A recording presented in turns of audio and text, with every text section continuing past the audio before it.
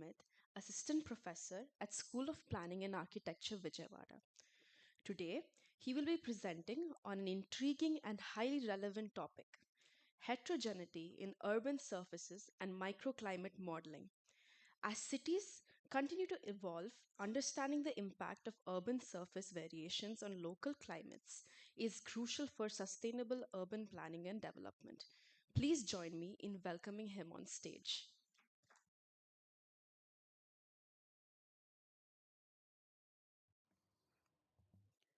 Good morning.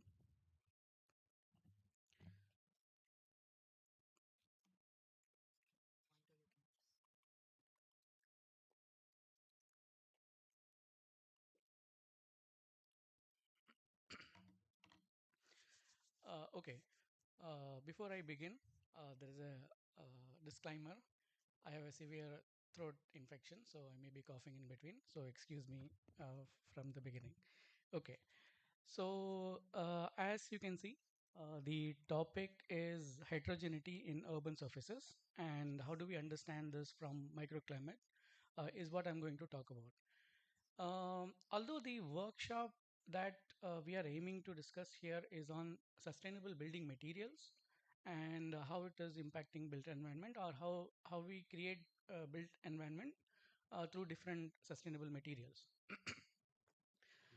But I think in the keynote discussions or in the talk, uh, there is some mentions about the implications of these materials at building level. Okay, so if you use bad materials, there will be impact on energy efficiency, there will be impact on environment, and so on and so forth. uh, but it has a larger connotations as well, and these materials will have an urban impact as well. Okay, so let's say extensive use of these materials in a large context will have an complications at urban level. So the point that I'll be discussing is on that aspect, how these materials have an implications at urban level, and how do we understand this subject, and what are the advancement that has happened, and what we do at this topic. Okay, so I'll be discussing on three words, or three themes. We'll discuss a little bit on what are urban climate and what is an urban ecosystem, and then we'll try to understand a little bit on what are climatically active surfaces. These building material are applied on urban surfaces, building surfaces, right? So how these surfaces interact with the environment, and how climate have an implications on, or the vice versa. Okay, what is the impact of these materials on climate, and so on. And I'll introduce, or maybe this these terminologies may be new for some of you. So what are microclimates, and how do we understand microclimates in a larger context? Okay, so to begin with, urban living in an urban is a norm now. We all we have urbanization taking place at a rapid pace, and if you look at the data, about 37% of Indian cities are urbanized, and we continue to move in that direction only. But as a result of these urbanization, we also have issues of urban climate, urban heat, urban flooding, a lot of associated issues pertaining to urban. So one of such issue is urban climate, and how do we understand that is what I'm going to focus on in this discussion. When you talk about urban climate, I think many of us must be familiar. We talk about higher temperatures every month or every year. We say that, okay, this time the temperature has been much higher than last year. Okay, that trend continues to be there. Higher surface temperatures. Okay, and the focus of my discussion will be more on this, because we are trying to discuss on materials. So how these higher surface temperatures are absorbed, and what is the implications of that. Apart from that, other things happens in urban area that that creates, that makes the urban system complex, and that's why this subject becomes very relevant as on date. And if you look at from the broader perspective also, it's not just about heat and other things. It has an implications on other major sustainability goals like good health and well-being, decent workplace or decent work environment, economic growth, sustainable cities and communities, climate actions. These are different climate goals, sustainable development goals, uh, which has an implications on as a result. So, if you look at the urban, how do you define an urban? Normally, we say that let's say we have urban. This is urban, but urban constitutes several other layers, which includes your atmosphere, your biosphere, your water cycle, your topography, and of course the component of building that we add in the over a period of time. So this constitutes an urban ecosystem. In order to run this ecosystem, for example, let's say if this is city, if in order to run the city, we need food, we need water, we need fuels, we need power, and we generate a lot of waste. We generate a lot of waste in terms of solid, in terms of water, and also we produce materials which goes in and out of the city. So the most happening part is the city part, right? So this is where we are trying to concentrate lot of activities, and as a result, we create a lot of good things, and at the same time, a lot of bad things as well. One such thing happens to be the urban climate or the urban heat that we try to see in urban areas. So, how do you understand this urban climate? We can broadly understand this from two aspects, one at macro level and one at micro level.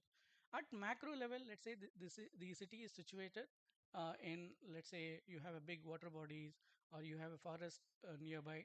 So, those natural vegetation, natural topography will have an implication on how the city is situated. Similarly, at microclimate, let's say within city, what is the implication of these factors? For example, let's say the shape of the building, the size of the building, the size of green space that we have in a city, the size of blue space we have in a city will have an implications on how these interaction take place.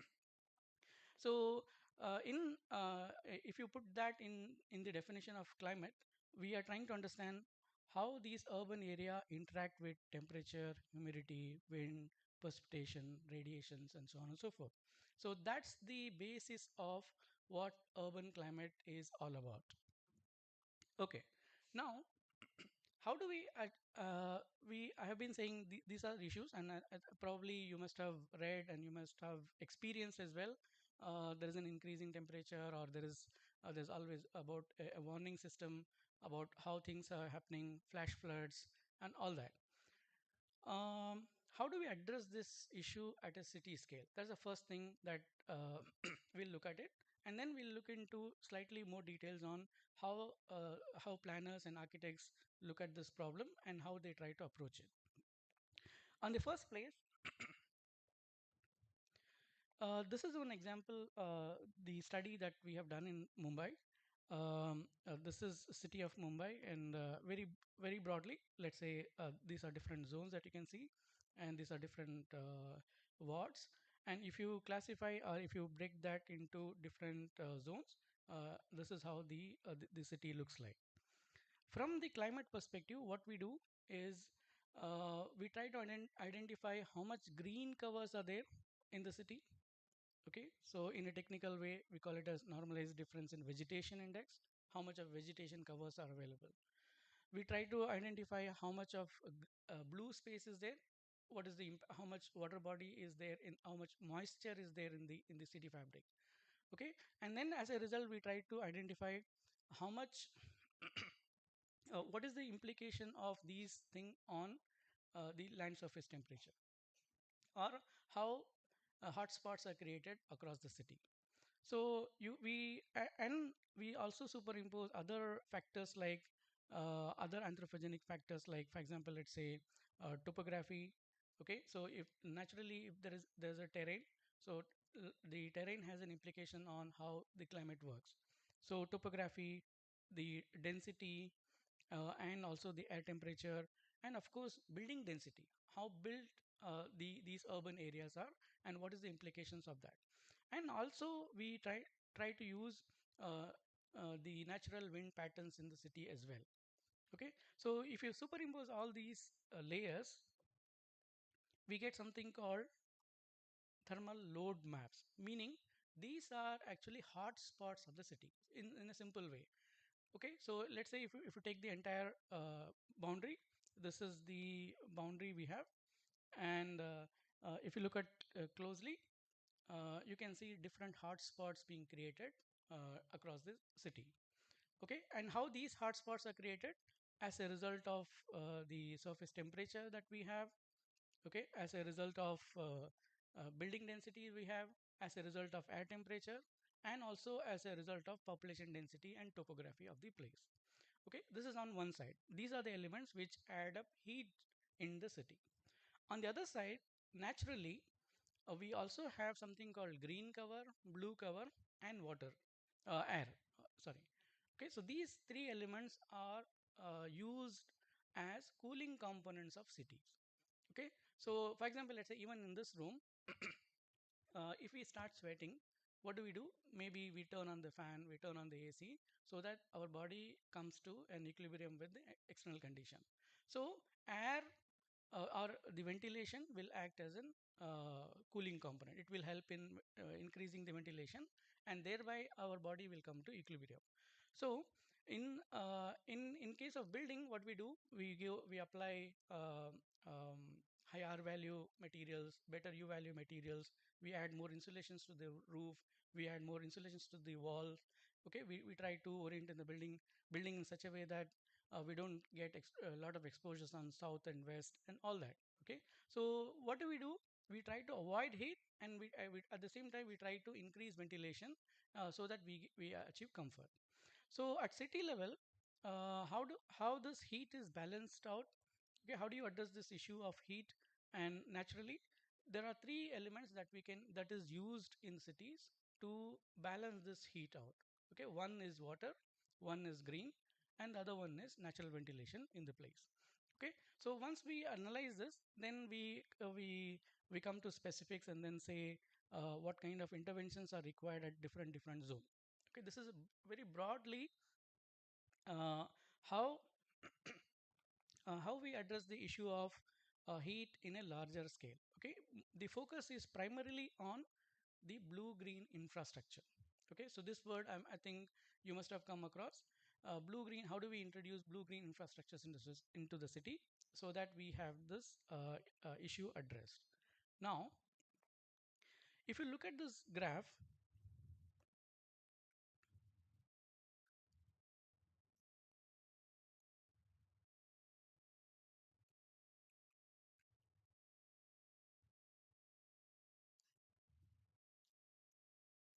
sorry, one second. So if you look at this graph, this is a typical conceptual uh, UHI graph. You can see urban heat island.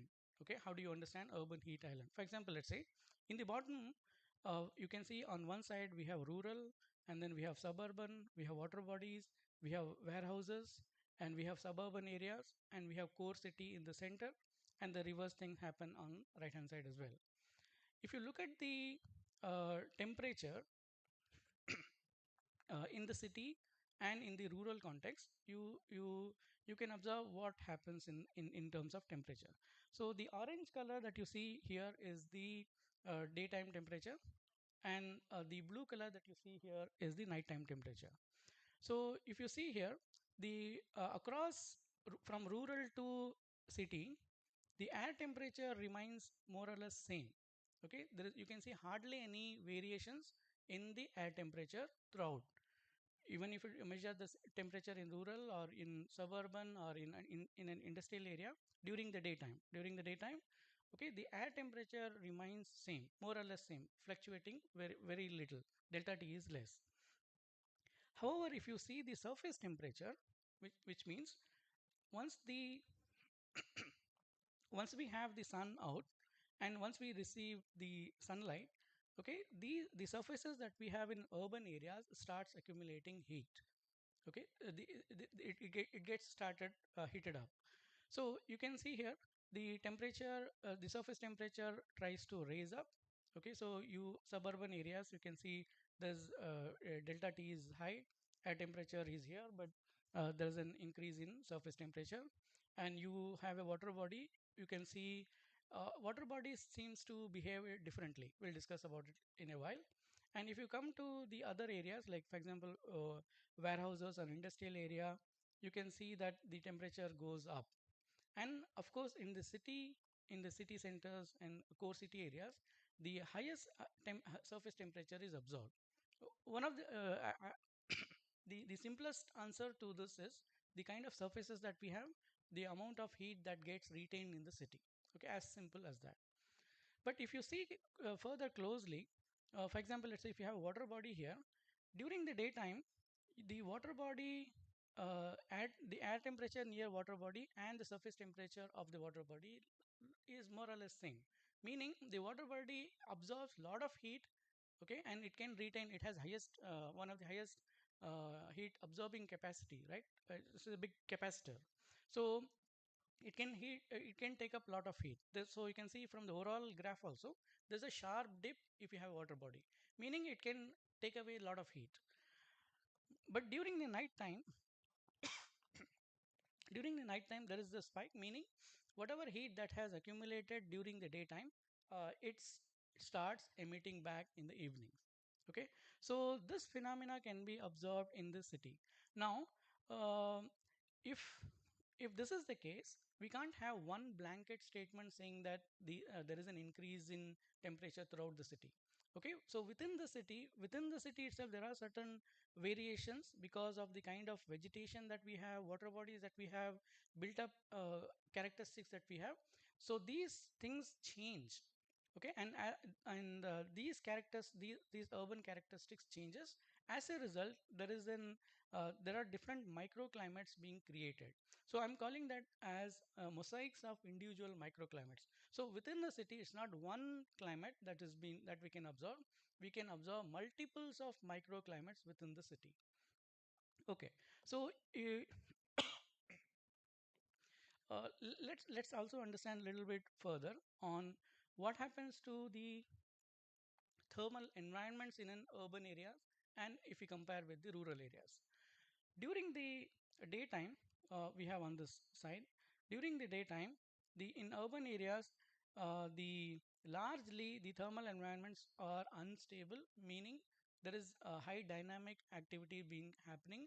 So as a result, most of the thermal environments are very unstable during the daytime. And similar thing can be observed in the rural context as well.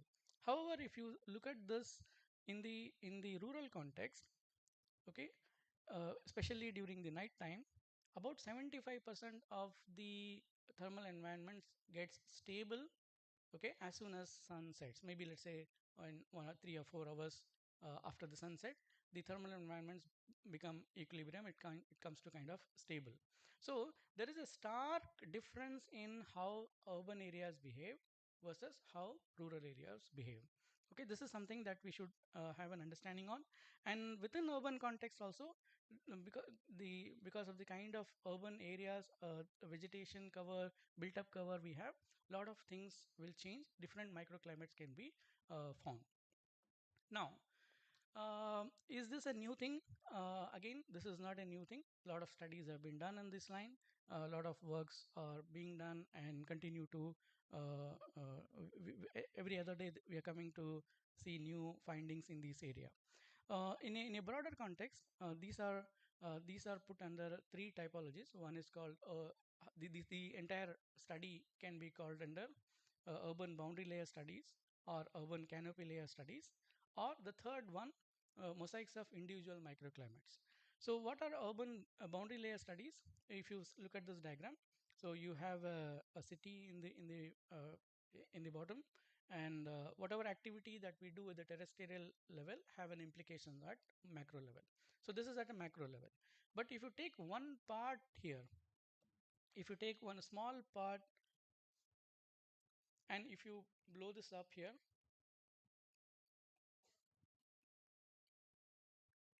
you can see that now we start seeing building profile, vegetation profile, and you can see there is a fluctuation in the temperature. Why? Because of the kind of urban surfaces, both two-dimensional and three-dimensional surfaces that we have, there's a change in it. If you further take it down, if you take further zoom in, and you have a building and the immediate context of the building. So most of the time what happens is the architects are trained to look at the buildings closely, building and immediate context of the building. But we can extend the study and then look at neighborhood level or cluster level. What is the implications of this building or hundreds of such building on the cluster or neighborhood level or a block level? Okay, and it can go further beyond to look at the climate at a macro level as well. Okay, so this is something that we can know.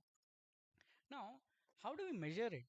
Okay, one of the question that often comes across is as architects, we look at we look at the geometry only from the conceptual way. But can we measure all this? Whatever I'm trying to say, can we measure all this? And what are the ways of measuring it? If you look at the literature, a lot of work has been done on these lines, and from the climate variables or from the urban climate perspective, we can literature uses a word called climatically active surfaces, meaning we have for example, let's say in an urban area we have roof covers. So roof is an climatically active surface, so it can take away heat. There's a heat exchange taking place every time, right, throughout the day, even during the night times. So this surface is also this is one of the surface which has an implications on the climate. We also have vegetation cover, excluding the built up and the access. Okay, so this surface will behave differently. And we have other surfaces like maybe the streets, adjacent spaces that will also have an implications on. So we can actually measure it now. We can go into details. We have sophisticated tools now to measure it. So this is on the surface level. But if you look at on the other parameters, we also use building geometry, length of the building, orientations of the street, and so on. All these parameters are there to actually quantify how these urban environments have an implications on. That's point number one. How do we do modeling? Number two, where do you measure it? Okay, for example, let's say if we have to measure the room temperature here, where do you measure it? Should I measure it here? Should I measure it in the center, or should we measure it on the at the 1.5 meters level? Where do you measure it? Right. So we have some protocols for doing that, isn't it? Similarly, for urban climate or the microclimate studies as well, we have different aspects. There are different ways in which the study can be done. Some of the studies are done at uh, uh, sorry some of the studies are done at the surface level. Okay, so you must have come across something called surface temperature. Okay, so some of the studies are done in together as well. So there are a lot of advancements in these areas as well, where how do we model it, how do we measure it is also something that has been developed over a period of time. And it's not only about how models are done. It is also about how what happens in to the energy balances in an urban environment. Normally, we talk about building physics. Okay, so what happens to building? If you have a building, if it is exposed to south, west, north, east, and how these walls behave, right? At building level, we talk about building physics. A lot of things are done. Similarly, we can also discuss at urban level what happens to the urban physics, what happens to the vegetation, what happens to the blue cover, and also what happens to the amount of sky visibility, what happens to the natural ventilation, and what about the street widths.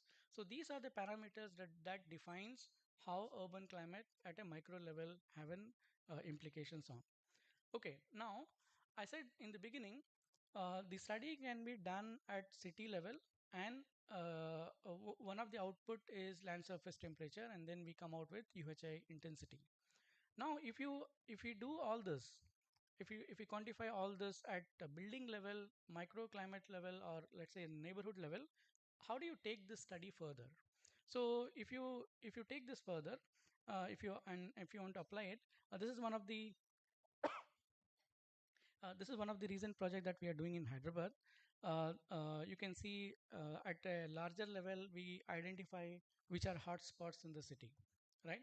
So these are actually UHI assessment on demi-decadal basis on which are hotspots in the city, which are cold spots in the city, like I showed in the first case, in a broader aspect. But if you apply the second part of the story which I said, how do you model it at a micro level?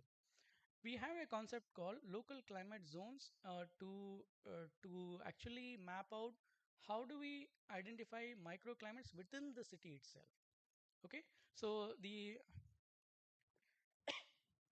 we have to identify different typologies of buildings that we have, whether they, those are compact high rise, compact mid rise, compact low rise, or whether we have buildings with vegetation, buildings without vegetations, and so on and so forth.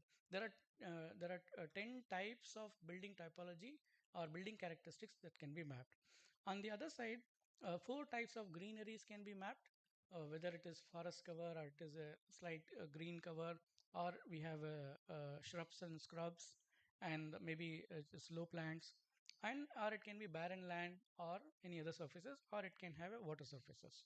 So using these parameters, we have arrived at something called local climate zone.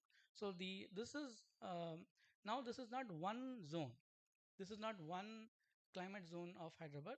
Now we have multiple climate zones within Hyderabad. The red one means a different climate zone, the orange means a different climate zone, and so on. If you look at here, so these are different classes, these are different types of microclimates that can be found in the city of Hyderabad for further applications. Now, how do we use this? In the first example at city level, I said the primary tool or the primary mitigation strategy is to use the green and blue infrastructure. Okay, that was the only primary intention with which cities are addressed. Now, with this knowledge at microclimate level, which can be scaled up to city, now we can discuss more than this. We we can understand how urban morphology, land use patterns.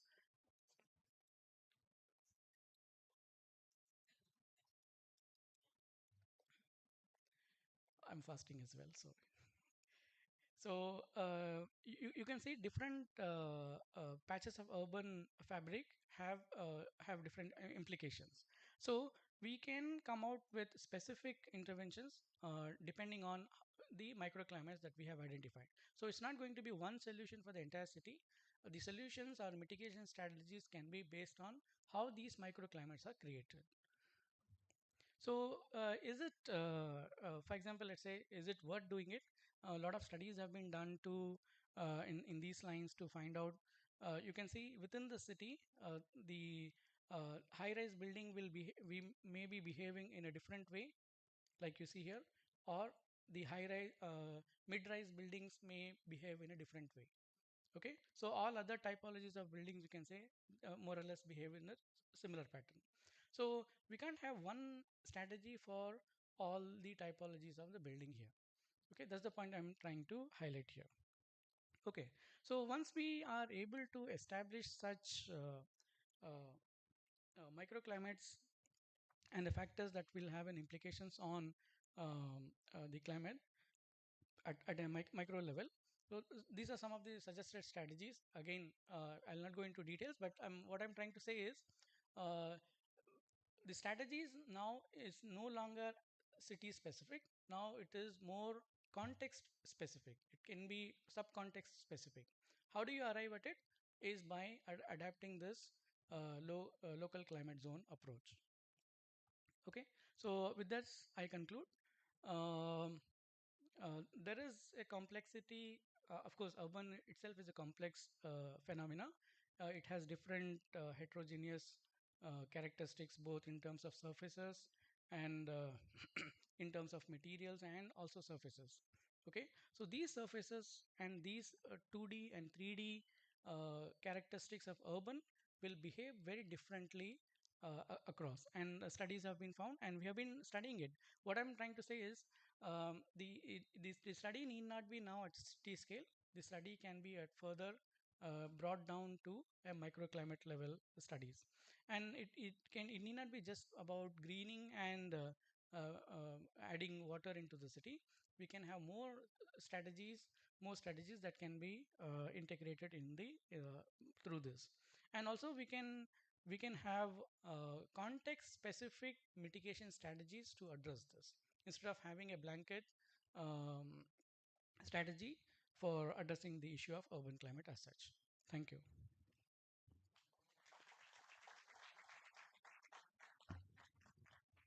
If there are any questions, I'll be happy to answer.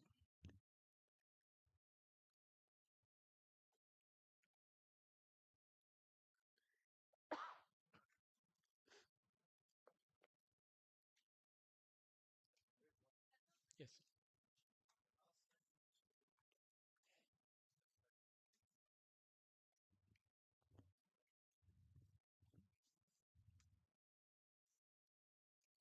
Uh, put slide mode. Slide mode.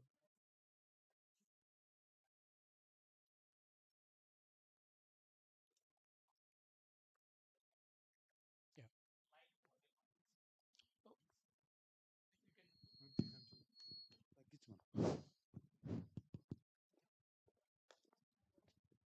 Uh, if you see the fifth point, utilize reflective building materials. Um, yeah. One question I have in mind is we manufacture tiles actually, Okay. and we make these cool roof tiles, Right. which has a big market in Chennai, Right. and basically reflectance is white body. Right. But there are two schools of thought here. In Right. fact, Right. morning I was talking to a director, and I asked him, is it something which people should put on top of their roofs? Because then you can reduce the thermal load in the building. Right. But then he was saying that one school of thought is that if you reflect all the heat away from the building, Mm. then you're creating a lot of heat in the surrounding areas. Right. But the building itself, you're definitely reducing the thermal load. So, what is your opinion on using reflective? Uh, it can be reflective paint Mhm. or a reflective tile, Right. like a white body, Right. which Right. has very high reflectance. Right. Right. Yeah. So, what is your opinion on that? Yeah.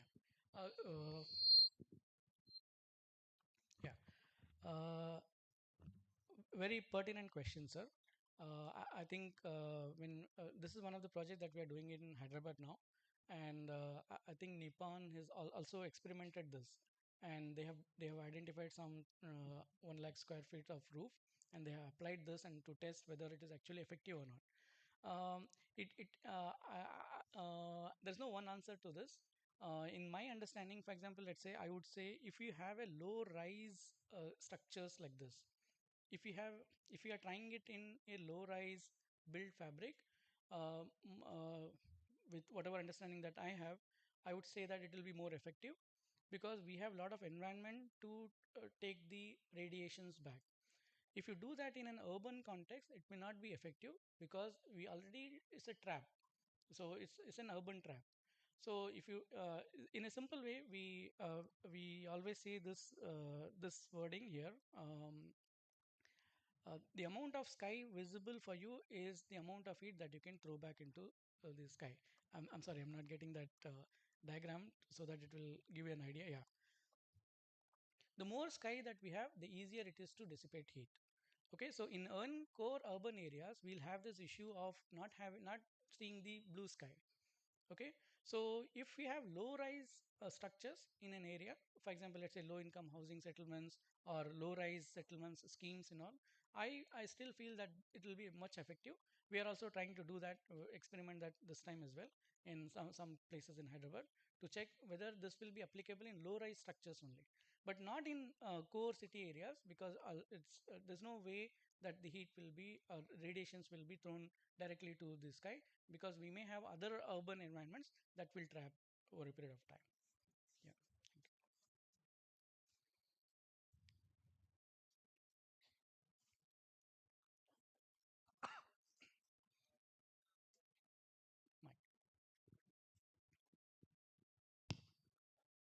Uh, you have mentioned multiple goals in your PPT, sir, but I got everything. But decent work and economic growth. How can you achieve this thing from yours? Okay, nice, very nice question. Okay, yeah, these are actually SDG goals, right? So we always go back to even for funding also we have to satisfy some of these things. So that how do you address this issue of SDG in a goal, in a broader manner? Work. His question is very pertinent. How? Where are we here? Okay. How is it useful for me? Okay, you're talking about all this. How is it useful for me as an individual? Where is well-being here?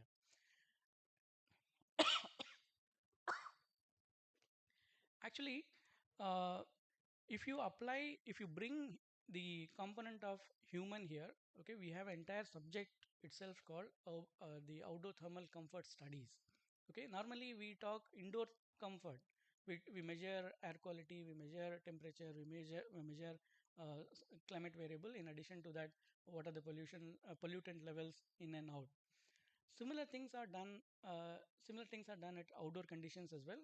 Whether people who are walking down the street, people are who are doing something at the outdoor environments, whether they are comfortable or not. Okay, one thing we can look at this from an outdoor comfort studies. Okay, whether the same level of comfortness can be achieved in an outdoor settings or not. One thing. Second thing is whatever we do outside. Okay, for example, let's say we may have let's take some image here. Okay, so we may have best of yeah, let's take the same image. So let us assume that we may have thousands of high performing green rated buildings in a city.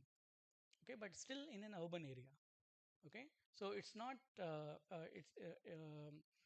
still in an kind of an urban oven. Okay, which needs to be further further refined, or we have to come out with strategies where we can create more better living space. Okay, so if you do this in a macro level, the strategies at a macro level, it will have a larger implications. It, doing one building which is net zero and which is high performing is much easier now than doing something at a macro level. Maybe a small change, let's say, for example, let's say having whether the strategy is okay or not. Let's say if we paint all the roof with white. Okay, let us assume in Vijayawada we don't have a high rise buildings. More or less, ground plus five is the maximum. Even if we apply all roof with the white, but I would still say there will be some benefit, larger benefit. Okay, so doing something at a larger level will have an implications for for larger spectrum of people. Okay, so well-being is accounted in this manner. So if you do something at a building level, maybe it's good. I'm not saying it's not bad. Okay, we are teaching building science and other things, but if you do the same thing at a macro level, it will have a larger implication. Large public will be of use. Okay, so we did a study. I have not added here in the slides. Otherwise, it could have been a good example for you. We did a study in low-income housing settlements here in Vijayawada, and where we found that the average temperature outside was about 28 degrees Celsius average throughout the year. If you measure it inside, it was about 32 degrees Celsius throughout.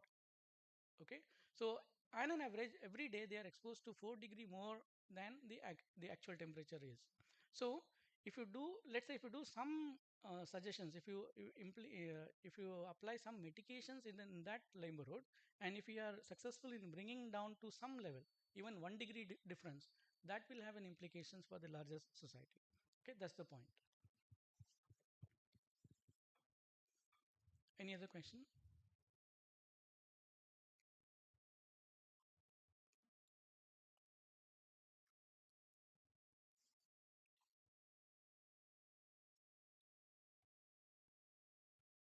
Okay, if there are no questions, I take I close the presentation. Thank you.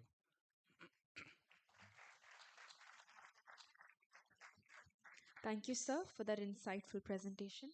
We truly appreciate your time and expertise in sharing this knowledge with us today.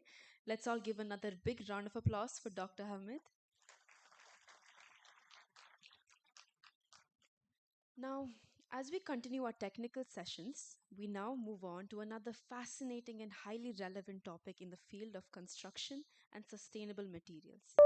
We are honored to have with us Dr. K. Vijay, Head of the Department of Civil Engineering at VITB, who will be sharing his insights on advancements in internal curing concrete and its role in bacteria based self healing technologies. Please join me in welcoming him on stage.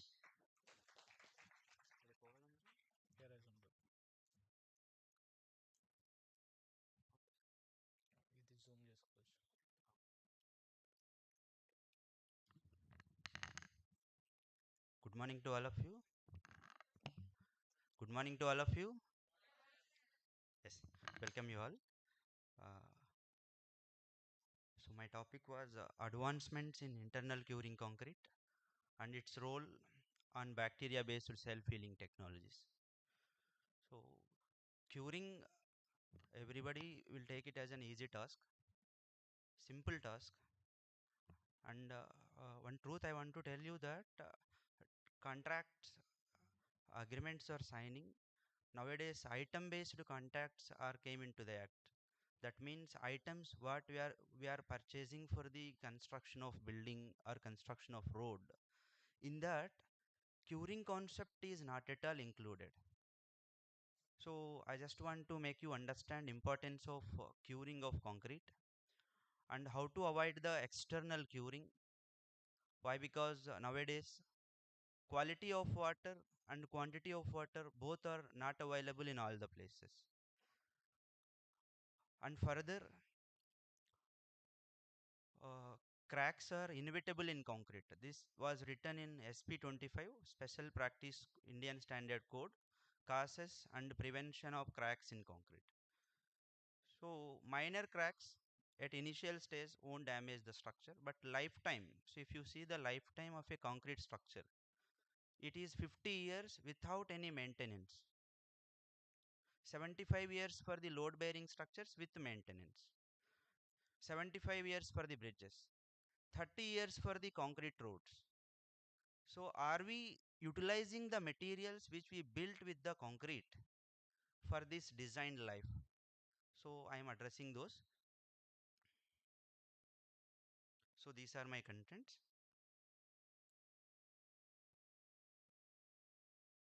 So, generally, concrete preparation at the site, whatever the workers are there, engineers are there, they need workability to work with the concrete.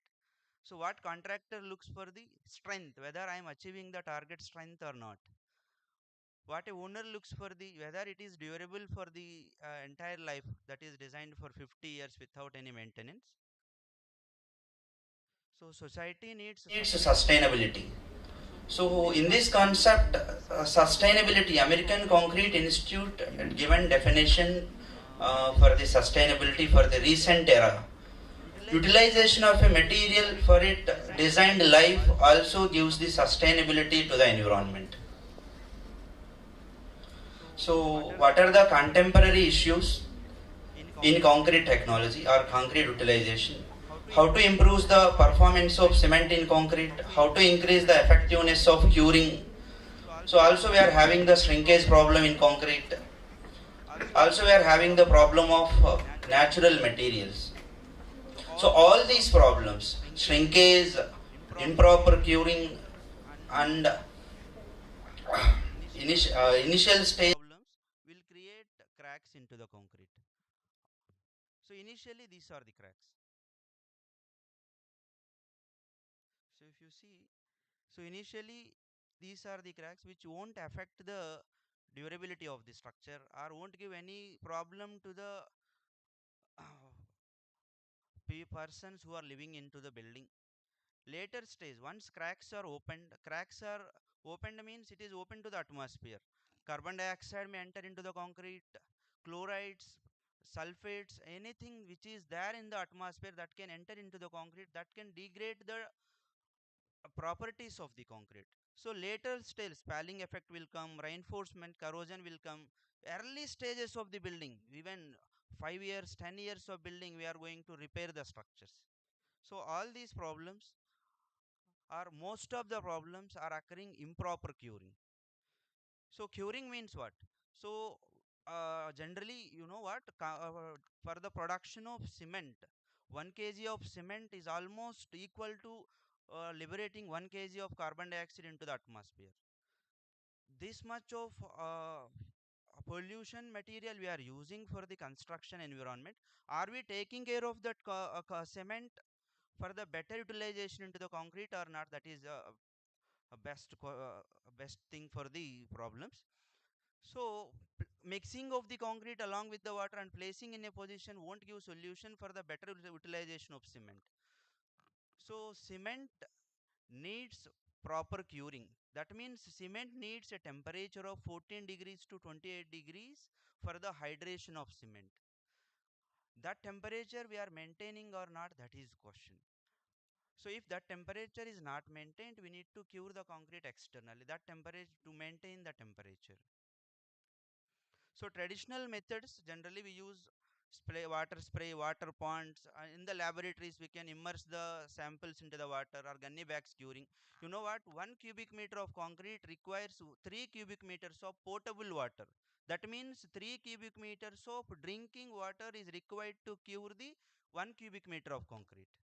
Also, one more thing is it is not there in the contracts. Layman won't understand the concept of curing.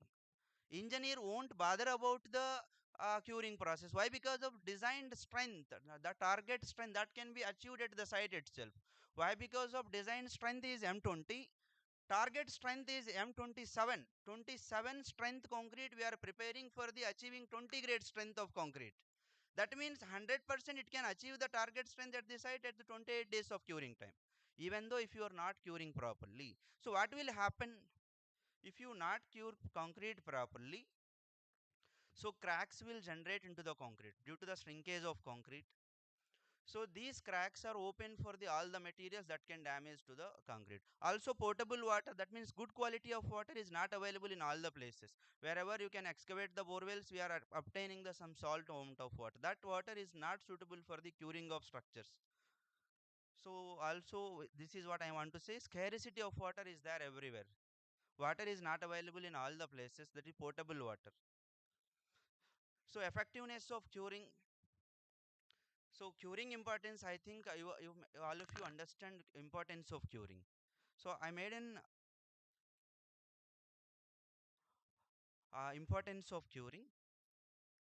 So it requires lot of human efforts, potable water. Also, if you construct with the concrete with OPC, ordinary Portland cement, it requires 7 days of curing. If you construct with PSC, Portland slag cement or Portland Pozzolana cement, it requires 14 days of curing time per completeness of hydration process. So to avoid all these curing properties, so we are not doing the external curing properly. We are not applying the water externally properly. Why don't we made a material that can cure the concrete internally? Whenever external temperatures are changes, concrete itself can give the temperature reductions internally. That will give the solution for the curing of concrete. So let's see how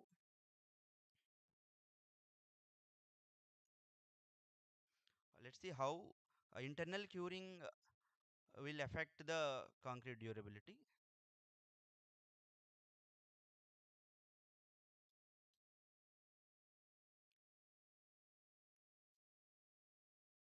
So generally, concrete will cracks. By the Cracks are federal, inevitable. unlike conventional curing, where water is supplied on the concrete surface, internal curing uses pre-wetted, lightweight aggregate to supply a source of moisture from within. See the image. So if you externally cure the concrete, you need to supply the water externally. We add a material, we need to add a material that can hold the water into the concrete whenever water is required. That is water is internally supplied for the completion of hydration process. It avoid the cost for the curing of concrete. Also potable water is that much amount of water is not required for the curing of concrete. So how internal curing concrete and natural weight aggregate will also help the attaining the strength and durability of concrete. So when mixing the concrete is not a homogeneous material. It is contains different types of materials, cement, aggregates, and fine sand. So if you mix up with the all materials with water, whatever the natural weight materials is, that surrounded part will have more amount of water when compared to the fine materials. Also, how many of you I observed that after completion of the slab work, road work, most of the cement water will be there at the top portion of the concrete. That means the concrete at the topmost will have the high amount of cement as compared to the lower portions of the concrete. So while coming to the internal curing concrete, that means we need to cure the concrete internally means we need a material that can hold the water internally. So general example is the brick bats. Whatever the bricks we are having, waste bricks or normal bricks that can hold the water. So these kinds of material, pumic, lightweight materials that can hold the water, that can hold the water that we need to add into the concrete. So whenever water is required externally, that can supply the water. So internally, water is absorbed means water cement ratios will reduce at the initial stage.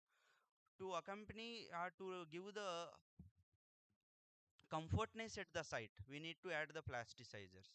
Additional cost for the plasticizers to be borne by the to avoid internal curing of concrete. So let's understand the importance of curing. I'm just giving my practical example in the laboratory. So curing remain normal air curing. That means I left it in the laboratory. Wet curing, cubes are wetted thrice a day. Three times I'm wetting the cubes. Office curing. That means 9 to 5 I'm curing and let it be there for the remaining time. Standard curing. That means that all the 24 hours it will be there in the water. So this will give the idea how curing will affect the strength of the concrete. Let's see here.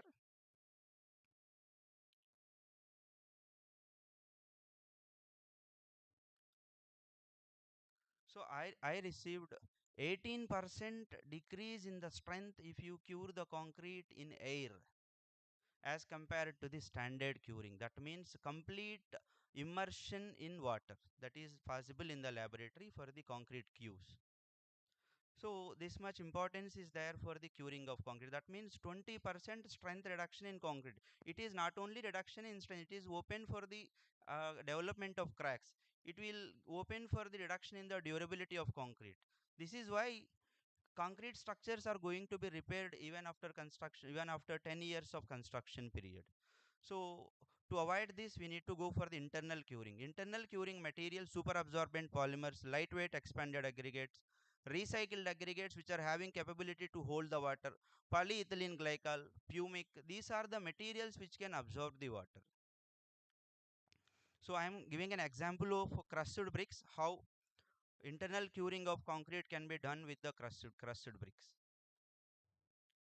So this is the mixed design details as per IS 1026 to 2019. I am giving this for the complete details. So I am adding 450 kgs of cement, 158 kgs of water.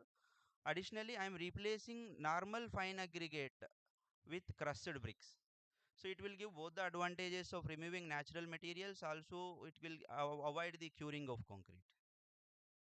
So here the shrinkage results I am presenting. Why? Because of these are the 8 hours shrinkage results. After casting of concrete, I was taken the concrete for the testing through shrinkage instrument. This is the shrinkage measuring instrument where we need to place the concrete. So after 8 hours, so I am getting higher shrinkage for the control concrete and reduction in shrinkage pattern has observed for the internal cured material, that is brick bats. I am adding brick bats. So while going to the next level, strength and durability, strength is reduced. Why? Because of natural brickbat material cannot bear the load which as can bear the normal sand material. So failure pattern, I was studied the failure pattern. If you see the failure pattern here, most of the particles are failed through bricks.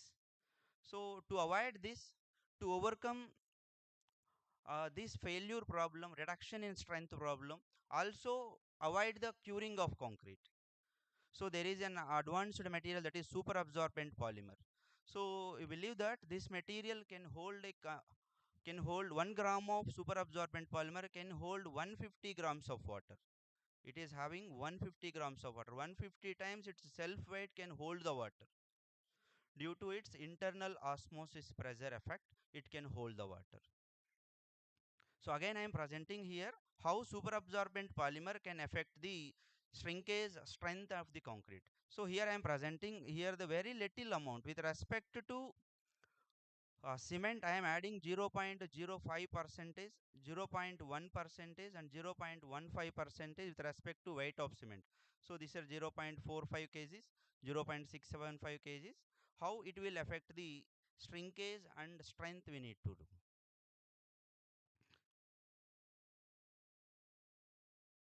Right. If you come to the strength of concrete, so lateral in the normal use of the brick bats, strength has been reduced. To overcome that strength property, so here you can observe that increase in strength of concrete has been observed. 18% of strength has been increased due to the addition of 0.1 percentage of super absorbent polymer. It is given better curing effect than the control concrete. Also shrinkage point of view, it is followed the similar trend. So similar trend, it means if internally water is available, so shrinkage of concrete at the early stages will get reduced. It is also one more thing, it is very important, I would like to share with you. So whenever you cast the concrete, we are starting the curing of concrete after 24 hours only. At the initial stages of even 1 to 8 hours of time is very crucial for the concrete.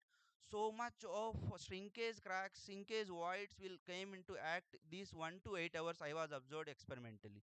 After 8 hours also it is prolonging, but that is very low. So to avoid this problem, we need to cast the concrete at the night times. At the after 6 p.m. or 7 p.m. we need to cast the concrete, or we need to use the internal curing materials. So these are the SEM images, micro level of study. You can give the complete details. So scanning electron microscope images. These are the control concrete cured at the 28 days. You can observe so many needle shaped materials. Needle shaped materials means it is incomplete hydration or ettringite or calcium hydroxide formations. So while coming to the pyramid shaped materials. So this will give the calcium silicate hydrate. So complete hydration will give dense structure. Complete hydration is giving the dense structure to the concrete. So I would like to tell that curing is very important for the concrete for the initial stages. So for this, contractor has to need to take care to include it in the contract documents to execute at the site. Otherwise, durability is the problem. Contractor not having any problem with the strength. Layman is not having any problem with that. To further, I would like to introduce one more new concept. This is bacteria based self healing concrete. So why I am taking care of coming to the bacteria based self healing concrete? Cracks are inevitable in concrete, so we need to take the precautions to minimize the cracks at initial stage itself. So bacteria based self healing concrete can heal the cracks,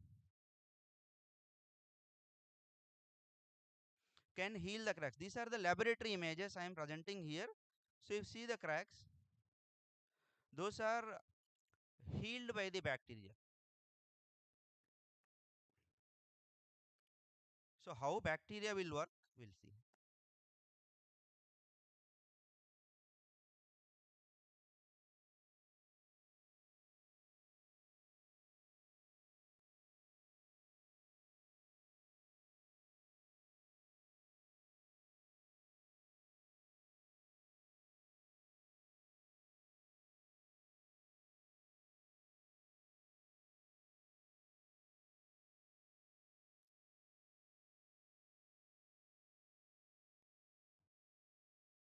This isn't ordinary concrete. It can heal its own cracks. Special bacteria inside activate when cracks appear. They produce limestone to fill the gaps, making roads and buildings last longer and reducing maintenance costs. This self healing concrete could revolutionize construction.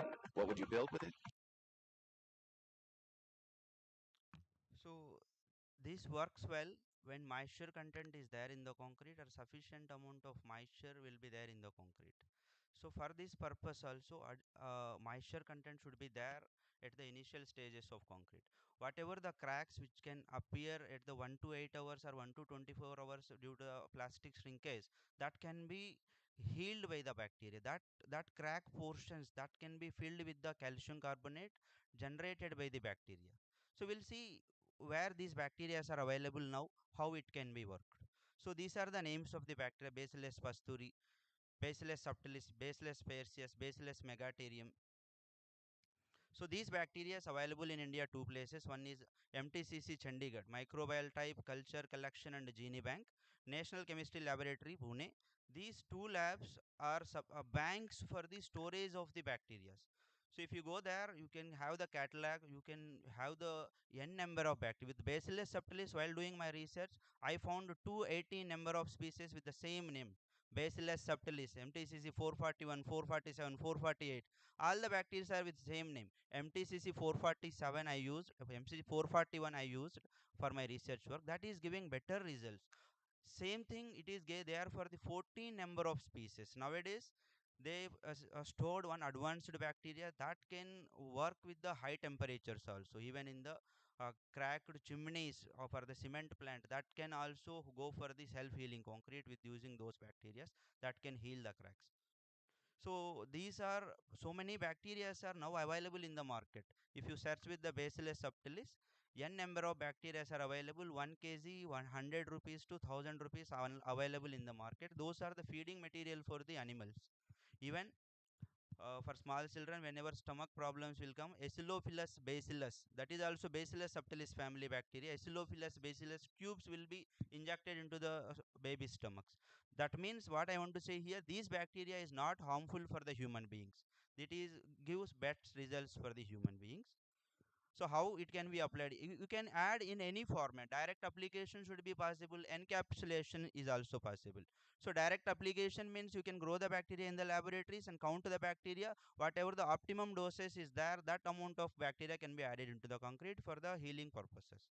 The second concept is encapsulation. That means we need to store the bacteria in some kind of materials and we need to give it into the concrete. It will give some comfortness to the bacteria. So when you are already injected bacteria into the lightweight material, we are adding those into the concrete. That will give some comfortness to the concrete. That will give better results than the direct application. So you can see here laboratory images, the first day and 28th day, how it resembles. Control concrete are having surface pores even after 28 days. While coming to the bacterial concrete, those pores are also healed by the bacteria. That pores are filled with some kind of calcium carbonate material. So this is possible. This is I did it in the complete curing process only. So to overcome this curing effect in the bacterial concrete, I am presenting few results. Control concrete. This is S0.1 super absorbent polymer optimum mix S0.1, and bacterial concrete along with internal curing material, that is super absorbent polymer. So super absorbent polymer and bacteria addition is giving highest compressive strength. Here I am added the both optimum doses which I previously done for the experimental works. So addition of these two material will give complete solution for the formation of cracks into the concrete, or will for the remediation of cracks into the concrete. So one will avoid the curing effect, second one will avoid the formation of cracks in concrete. So final conclusions. So if you are going with the use of crushed bricks or normal lightweight materials, so you need to use the sustainable material, that is silica fume or fly ash, that can increase the strength of the concrete up to 30%. Whatever the reduction we are facing with the addition of natural lightweight material for internal curing, that can be overcome with the addition of fly ash or silica fume. So addition of super absorbent polymer, that is 0.1% is optimum for my case. This addition of super absorbent polymer will completely eliminate the curing process. Whatever the negative effects are there for improper curing, that can be overcome with the addition of super absorbent polymer. So further, addition of bacteria into the concrete. Not only the bacteria, we need to culture the bacteria. Along with the bacteria, we need to add some precursors. Why everybody needs some kind of food. Bacteria also needs some kind of food that we need to supply into the concrete. So that will give the remediation of the developments of cracks in concrete. So addition of both super absorbent polymer and bacteria will give the complete solution for the development of cracks in concrete. So thank you. So any queries? I hope all of you engineers while working with the concrete, it is important to cure the concrete. That is very not only the costliest material, that is the very important material for the construction. We need to take care of that material so that it will give better results. Good afternoon, sir. Yes. Yes. How does temperature affect internal curing, sir? So that is what my concept. If temperature is very high, almost from Kashmir to Kanyakumari, we are having variety of temperatures. So at the summer in the Vijayawada itself, we are facing 40 to 45 degrees centigrade. That is very high when comparing. I was given the curing temperature 14 degrees to 28 degrees. If temperature is going high, means internal water is get evaporated. So internally, concrete has to release the evaporated water for the hydration of all the concrete. That is what the concept itself. And the temperatures are high, you need to cure the concrete properly. That is why slabs are suggested for ponding curing. For 7 days, water has to be stored onto the concrete slab, even on concrete roads, to avoid this problem. Thank you, sir. Yes. Good afternoon, sir. Yes. What is the main difference between external curing and internal curing? If you supply water externally for the maintaining of temperature and relative humidity of the internal concrete, that is what external curing. If you add some supplements that can avoid the external process of curing, that is what the internal curing or self curing of concrete. Concrete itself cure the process. And one more question. Yes. Which curing is gives the more durability? So that is what I am presented here. So if you go with the internal curing, so here I am presenting here that, so normal control concrete, whatever the strength we are obtaining, more than that strength we are obtaining for the internal curing concrete.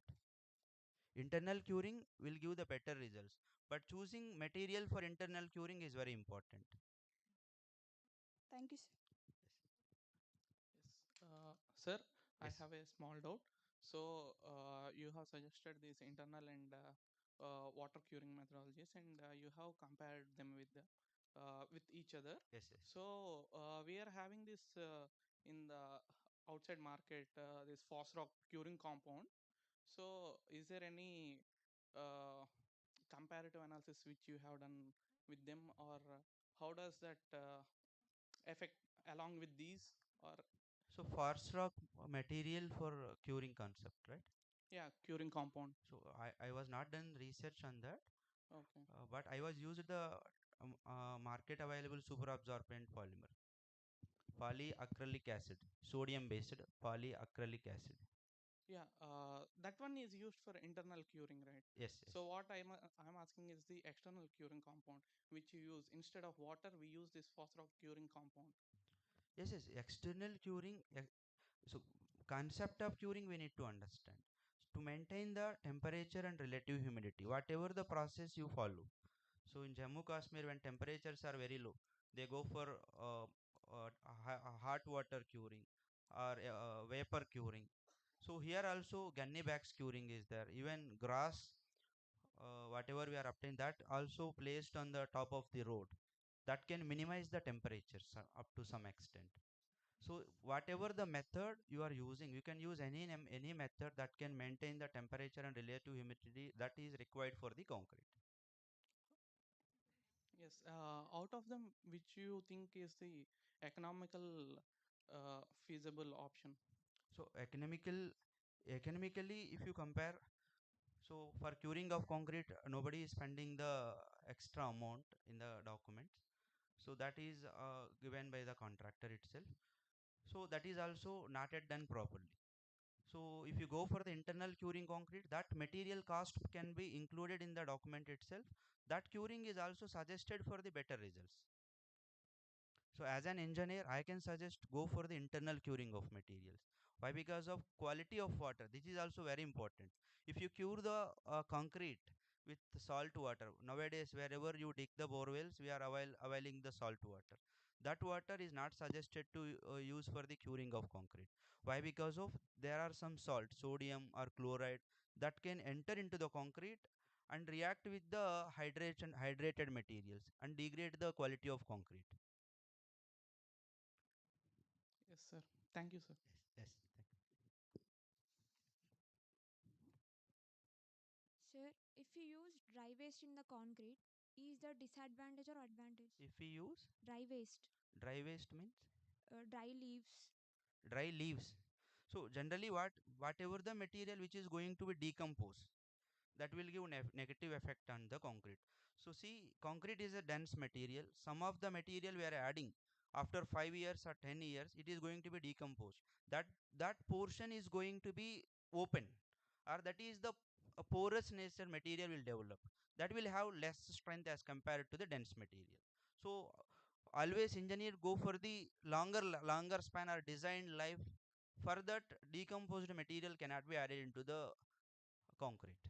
So we use rice hash no sir. It is similar to that itself. Rice husk ash, that is burnt material, burnt at certain temperatures, it is having some pozzolanic nature, that it cannot decompose like natural leaves or sticks or wood material.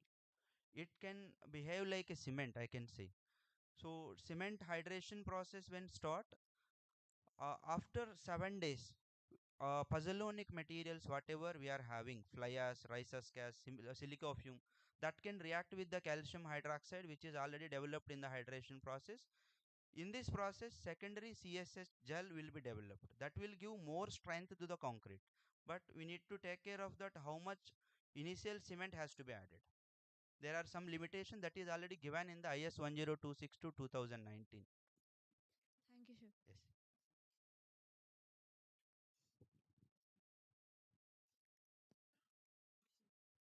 Good afternoon, sir.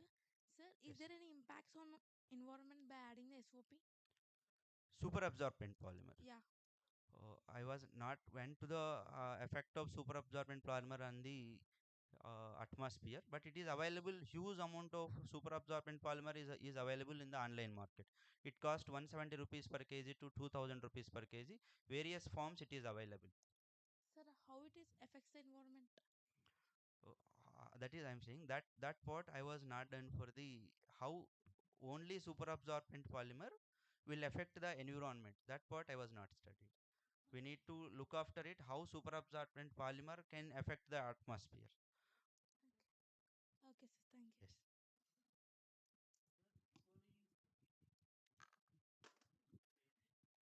Yes. Yes, sir. Bacteria name, sir. Yes. Bacillus coli, sir. E. coli is separate, sir. E. coli. Escherichia coli. E. coli. Yes, sir. It is also used for the healing purposes. But Bacillus subtilis or Bacillus family, whatever the species we are having, that not at all cause the problem to the human beings. Even we are consuming it, fermented materials, whatever we are having, buttermilk or something, in that Bacillus bacteria should is there. In our stomachs also it is required for the to stop gas problems.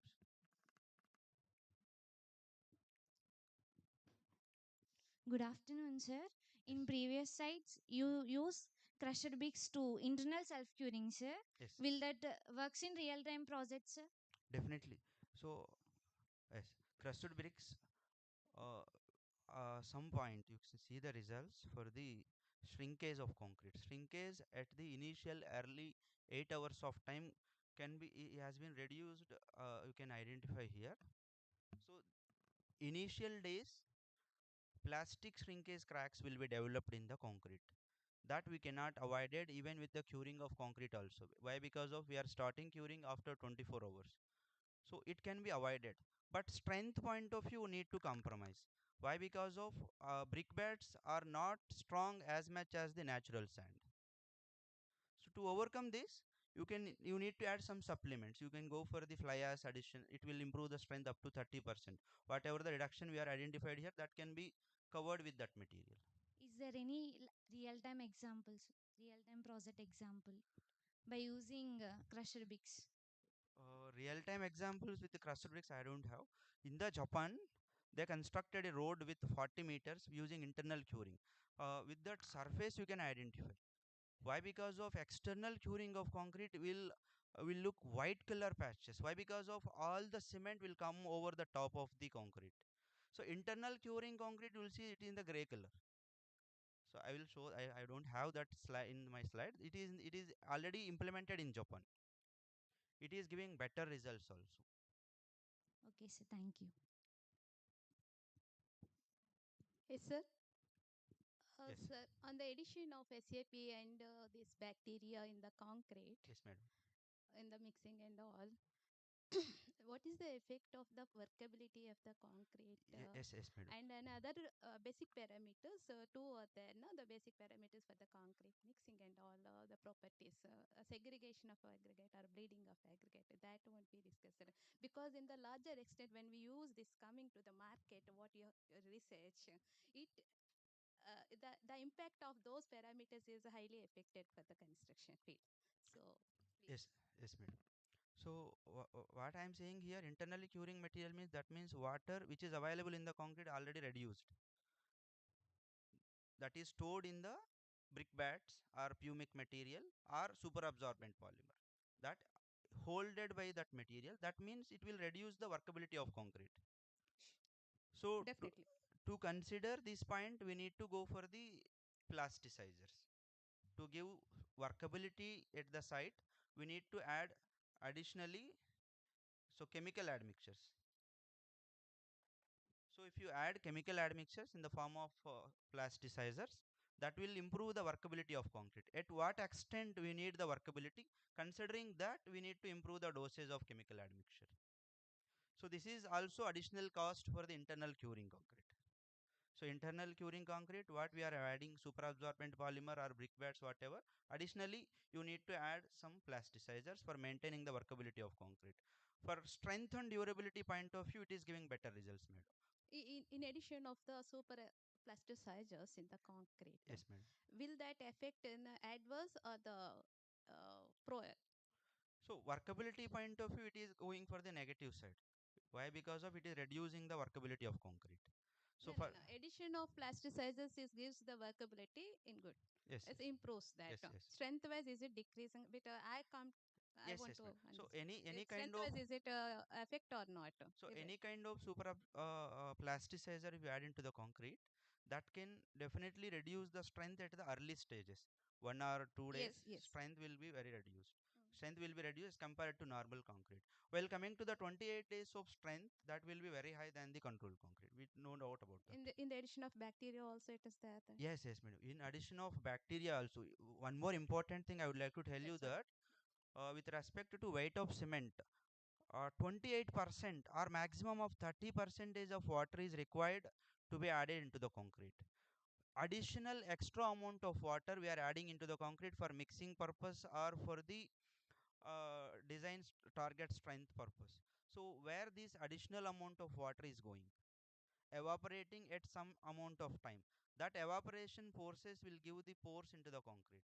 Again, strength will get reduced, that pores will connected and develops some amount of cracks that will reduce the durability of concrete.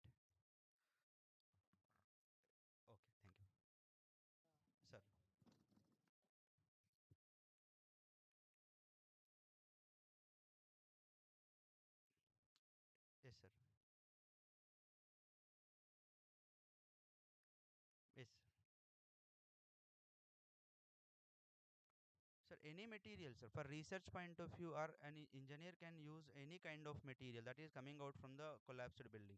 So brickbats, you can have the example. Even used fine material, sand and cement combined material.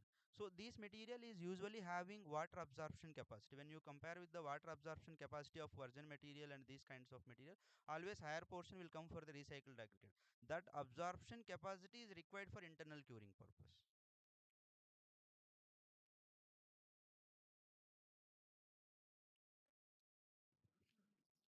Hello, sir. My question is, you have said that bacteria-based self-healing concrete. Since bacteria is an organic matter, no, sir. So how can we bring or transport to the test site? So bacteria, so see here, so it is like water like material. So even I forgot initial where it is research started. One museum is there in England or somewhere. 250 years old statue is there in that museum. In that statue there is a soil sample. With that soil sample they developed Bacillus subtilis bacteria. There itself bacteria is there. Bacteria will won't die at any circumstances. Will go for hibernation only. Hibernation means it is there, but in the sleeping mode. Whenever things will come into the act, water or some free of nature cracks will come, then it will go active and work for the healing of cracks. When concrete is dense, 28 days is completed, concrete is completely hard, it will go for hibernation. That means it can go for sleeping. So that is what my concept is. So internal curing will give better results for the bacterial concrete also. It requires moisture, internal moisture, and it won't die. I am giving an example of 250 years old statue. So Bacillus subtilis, you can search anywhere, it won't go for the uh, die. It won't have the option of die. It is go for the hibernation only, sleeping mode it will be there. Thank you, sir. Yes.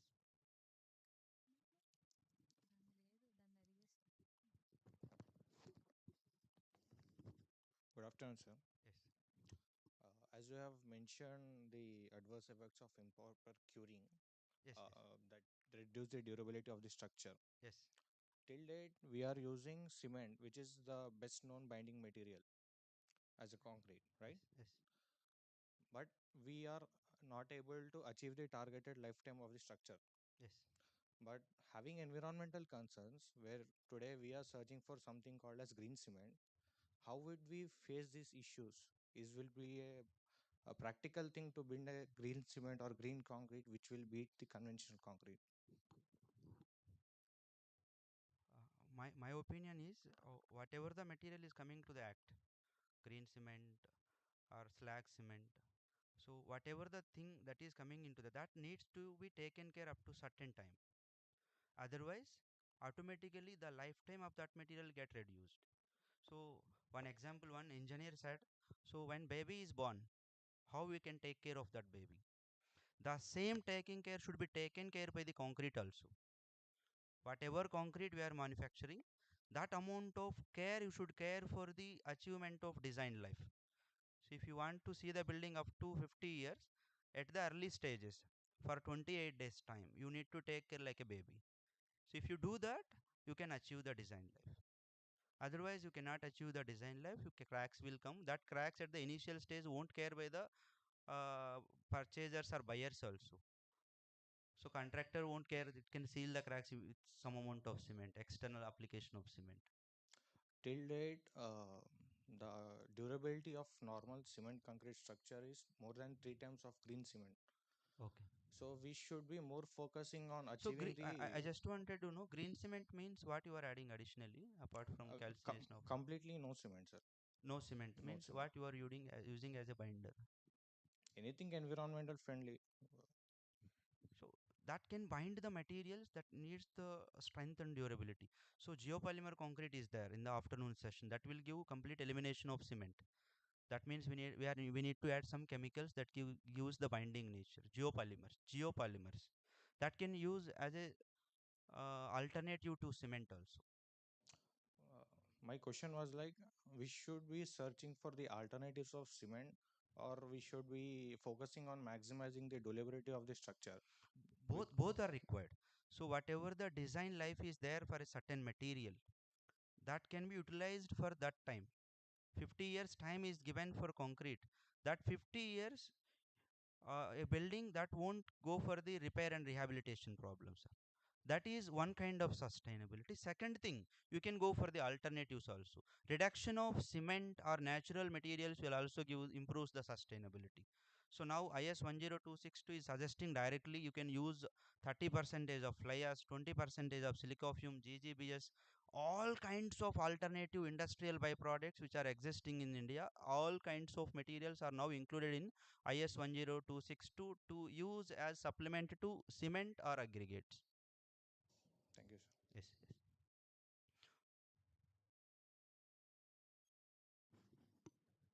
Good afternoon, sir. How can internal curing help to reduce the environmental impact of concrete product? Like we are reducing the water content, right? One more time, please.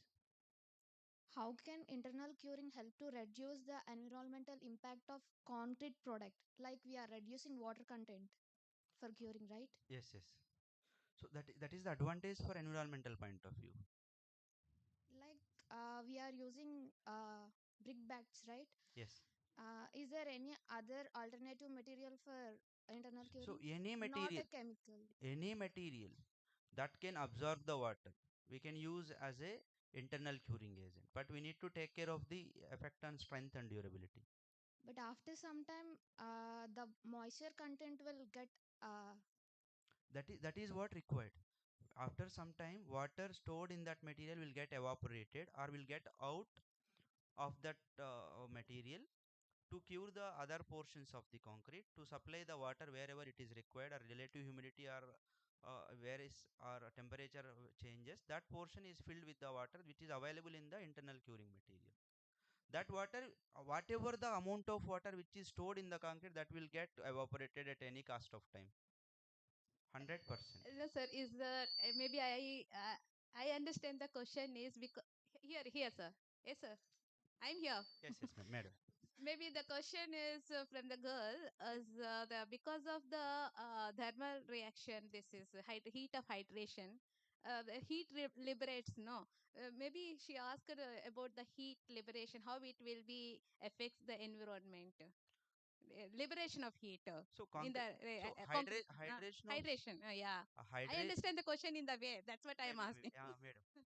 Hydration of cement will always generate the heat into the atmosphere, even in internal curing concrete also, even with the external curing concrete also. When cement particle reacts with the water, Liberation of heat is there almost. It is almost it is constant. there, it should be there, then only concrete will get densified. Am I right? That Yes, ma'am. understanding is the Yeah. liberation of heat she is talking Yes, about. yes. Not That is common.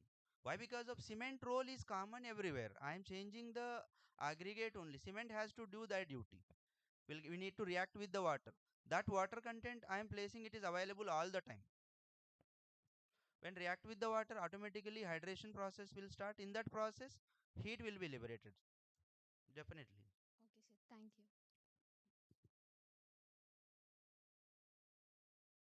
Right. Thank you. Thank you all of you.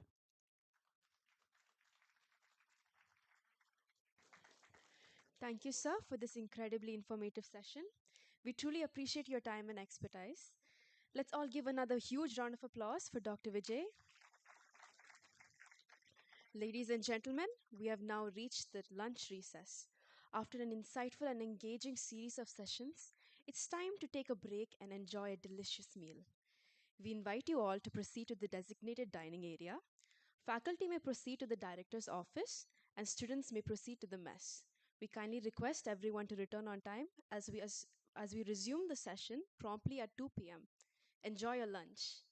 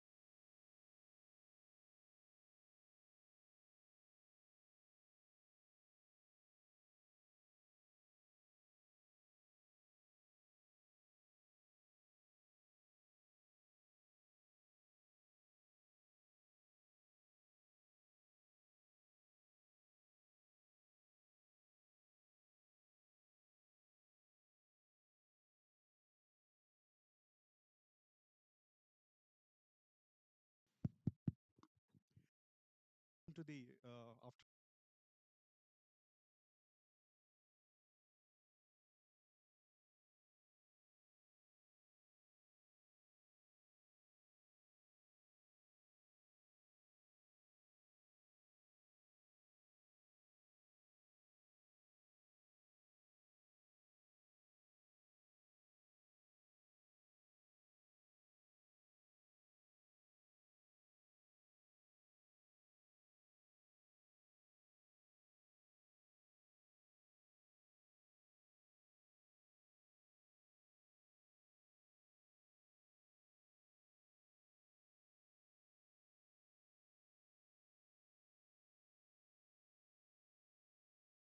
Out from the shell. Okay, you can talk anything, maybe fun or maybe questions or anything. Okay, let's come with that line of connections in between both the institutions. Okay, please. Yeah, thank you. Thank you.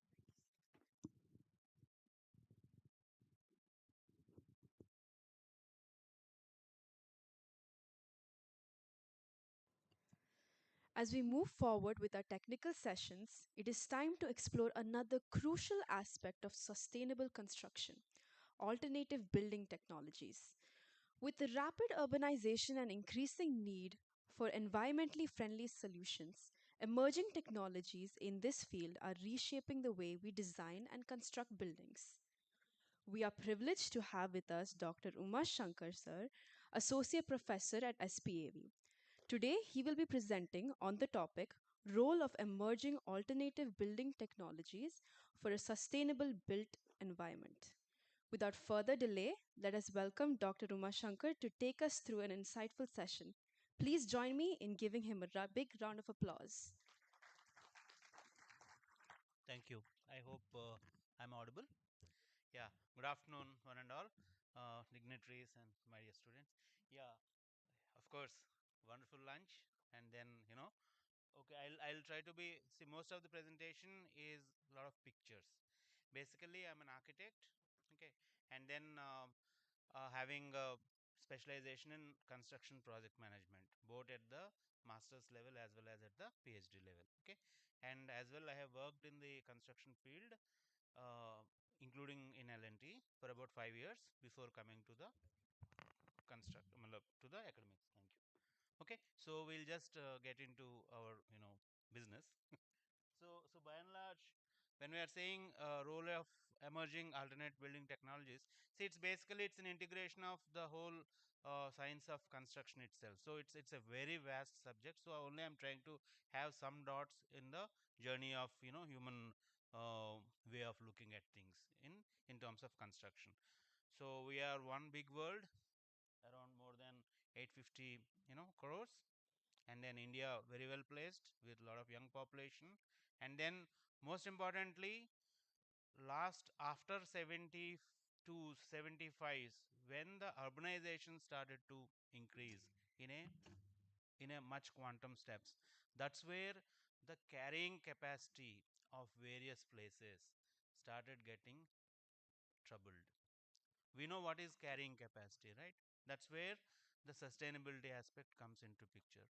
When a particular uh, city or town, when it has to hold more than what it can sustain, then that's what the quality and other things starts to get affected.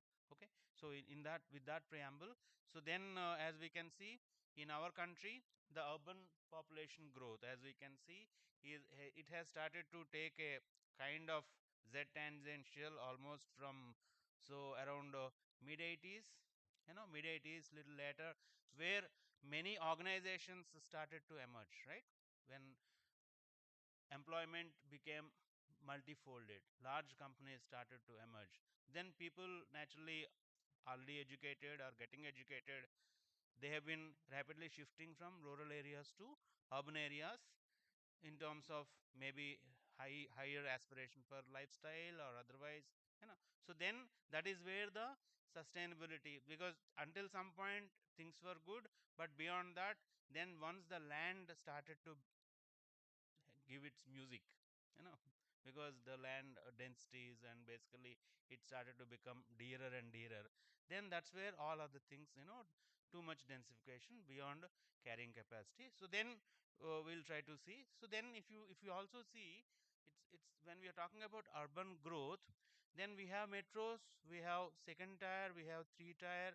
So basically the increments in the second and third layer are much more than, of course, to begin with, metros have really rapidly grown, but and it's not that the second layer towns also started to emerge now, matlab, to have more and more people, especially if you can see, and then when we are aspiring to become a developed country by 2014, so by then, so then what is happening, if you can see here, so there is always a an increment in the urban growth, urban population, and there is a point of deflection, downward deflection in the rural population. It's somewhere around 48, 49. It is expected that it's almost like 50-50.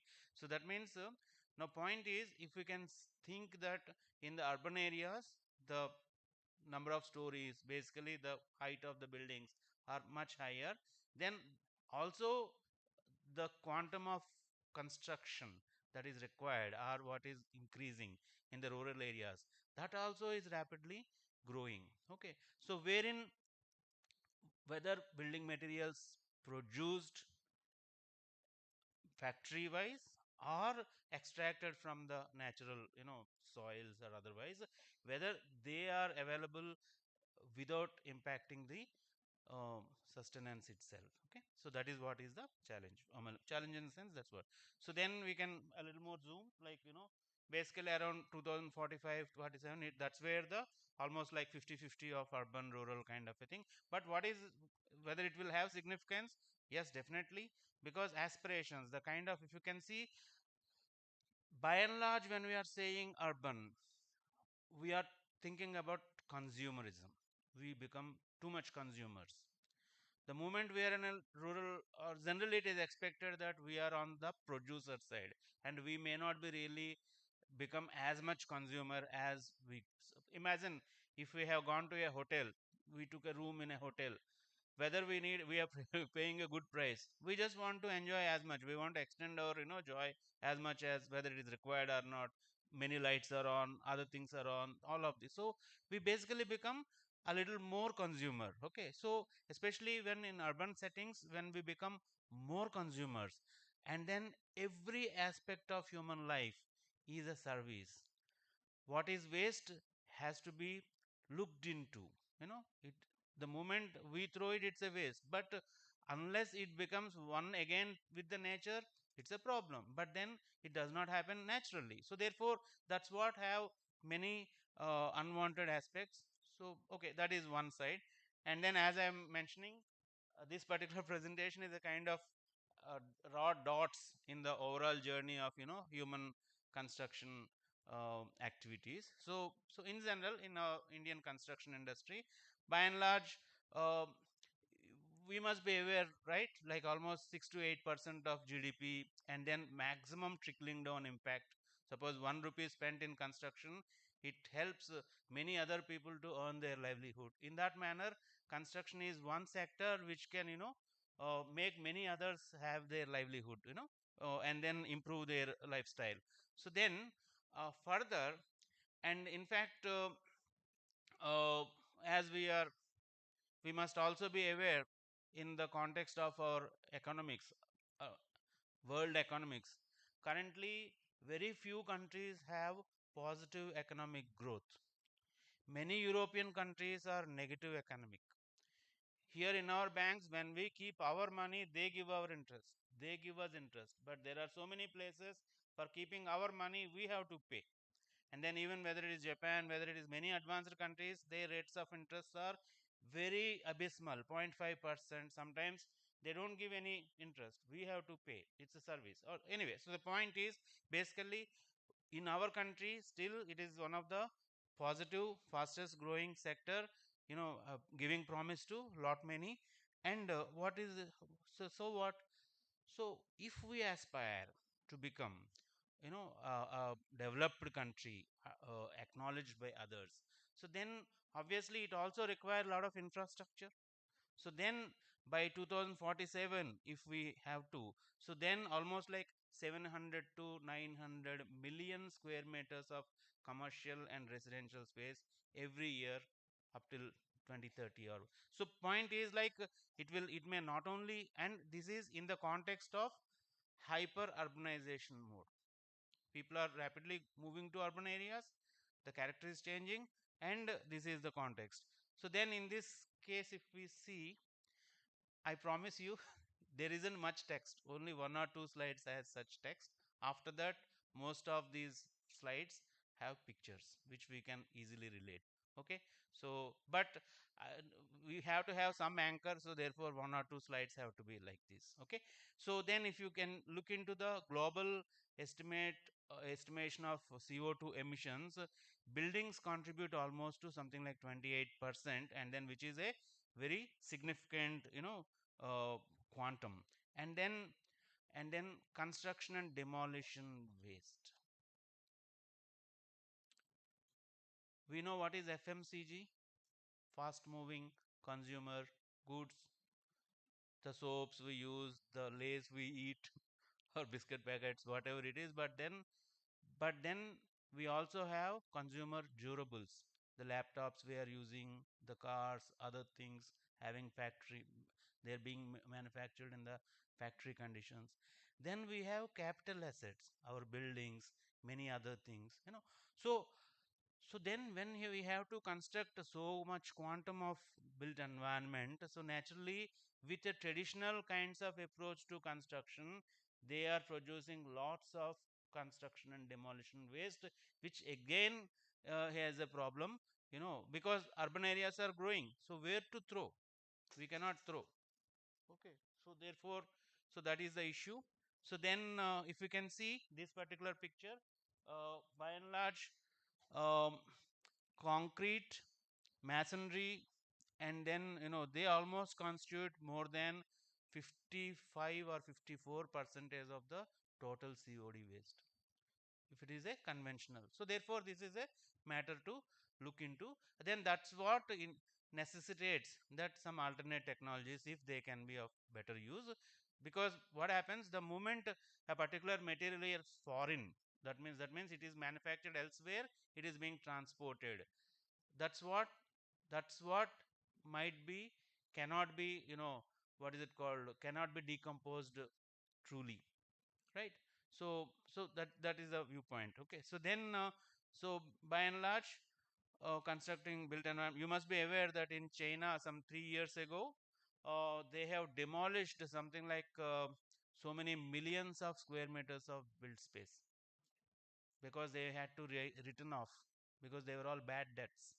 Okay, so they have simply brand new infrastructure they have demolished, and then written off, and then devalued their yuan, that their currency. Okay, now not too much of theory, right? Okay, so here what it is, so by and large India's real estate market, by almost up till, you can see, from 25 to 47, what kind of a quantum jump, that means what quantum of build space that is essential to support this kind of a demand. So then all of this is happening, why people are constructing so much? By the way, let me ask you, why, despite, do you think that there is lot of extra stock in the market already, extra built stock already in the market, but still why people construct a lot? Do you agree that people keep on continue to construct? That is because this is one of the capital assets having lot of shelf life, and then their monies are much safer if they are in built environment. So therefore, in comparison to any other investment opportunities available, the opportunity cost is highest for many people to have their funds parked in the construction industry. So therefore, no matter whether the market can absorb the additional constructed facility immediately or not, but many of them will be keep constructing. Okay, so now in this case, then we can see, now let us talk about, because okay, they are constructing, how many is there anyone who is not getting a phone call from a marketing agent? We will give you loan, we'll give you something, you buy this, you buy that. So today we are in a seller's market. Most of the produce are manufactured in large, what do you say, they're mass produced, okay, and then they want people who can actually become their consumers, okay. So it's a sellers. Now, okay, sellers market, very good, but whether can we afford? Because mostly when if we have a if we have had an experience of constructing own small home, so then what it is, only the material costs, only the labor costs, but very limited indirect costs, very limited, because not much. But the moment the projects become much larger, you have to have a lot of machinery, you have to have a lot of other um, administrative, things come in, lot of indirect costs. So therefore, anyway, so that is a reality, we cannot say no to that. But point is, like, if construction cost, if it is moving away from the affordability, so then it is not only environmentally sustainable, but financially also it is not sustainable, okay. So one should be able to construct. So now, if it's an urban forest, okay, so now in these urban forests, then because of this, there is a huge disparity of haves and have nots, okay, haves and have nots, okay. Maybe they're existing very close to each other, but still, because of these, many things, right? So whether one can afford or what the safety other, have you, okay, I could have, can you see the left hand picture? I admire that person's, innovation to use water bottles, as a chapel, you know need makes people what they are, okay.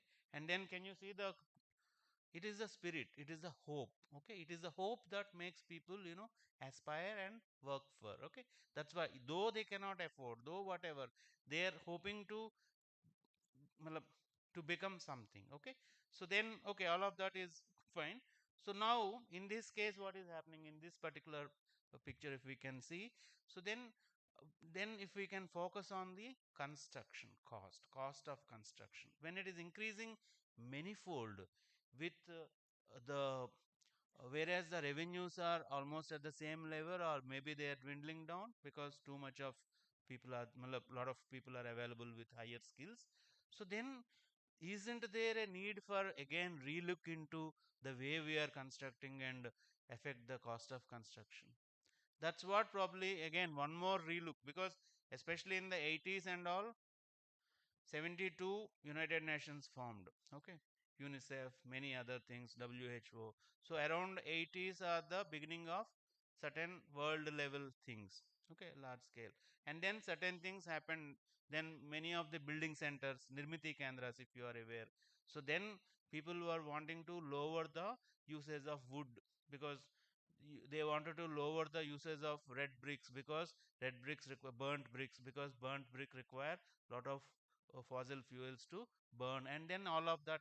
So therefore, in those contexts, there was a what is it called, well, search for alternates, and then that's what the different various building materials, alternates in building material. So here in this presentation, I did not really put a more structure like contents like this, but now, right now, what we are looking at, by and large, we are looking at the walling material, well, a few, not everything, because it will be exhaustive. So then certain horizontals, because ultimately all of these things started with roti, kapda, or makna, okay. People wanted a shelter, and then for any shelter, the roof is the one of the costliest or one of the most difficult things, because it is in anti-gravity state, potential energy is high, we have kept it high, and then unless it is secured, it can be a danger, right? So, all right, so then what it is, uh, then then how to have some walling. So simple compressed, but then some binder must be there. So therefore, cement is used as subtain binder. And then I ask you one thing, what is the difference between compressed earthen blocks or cement stabilized earthen blocks? What is the difference?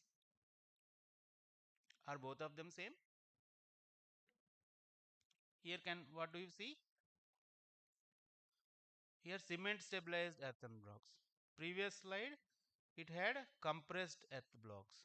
So is there any difference or both of them similar? Or why cement has to be, what to stabilize? See, in any soil you have certain, we know what is adsorption. Absorption, B we know. Adsorption is there is a water layer that is around the particle, right? So now what happens, especially some part of the soil, when in contact with water, it will expand. There is always a expansion thing, right? Because the property is like that. So we have to stabilize that volatile component. So for that, people have exercised a lot of trial and errors. Around 6 to 8%, 5 to 8% cement is good enough to stabilize that radical elements, okay, in a particular soil. That only that much is good enough. Okay, so by and large, soil, sand, and then cement.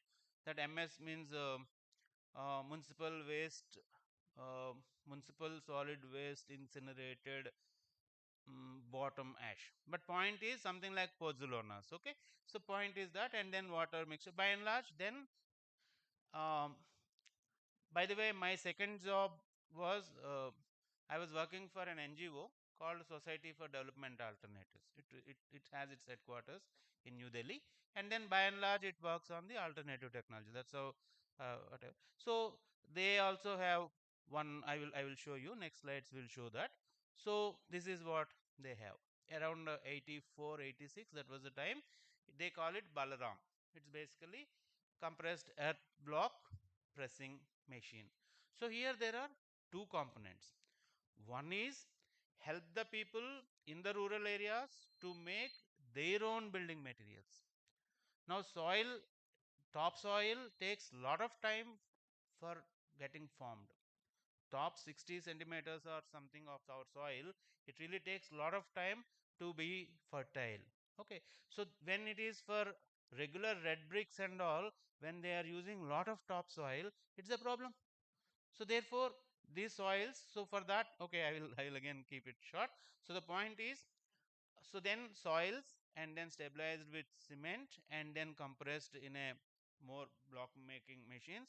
In that way what happens, it's not only employing the rural people, and then in the construction process itself, within the site itself, the excavated earth is again reused as part of the building material. In that way, more and more sustainability, because embedded energy is much lesser comparatively. Okay, so then here you can see many different blocks, varying sizes, and regular red brick size wise required more joints. Okay, so went for a larger.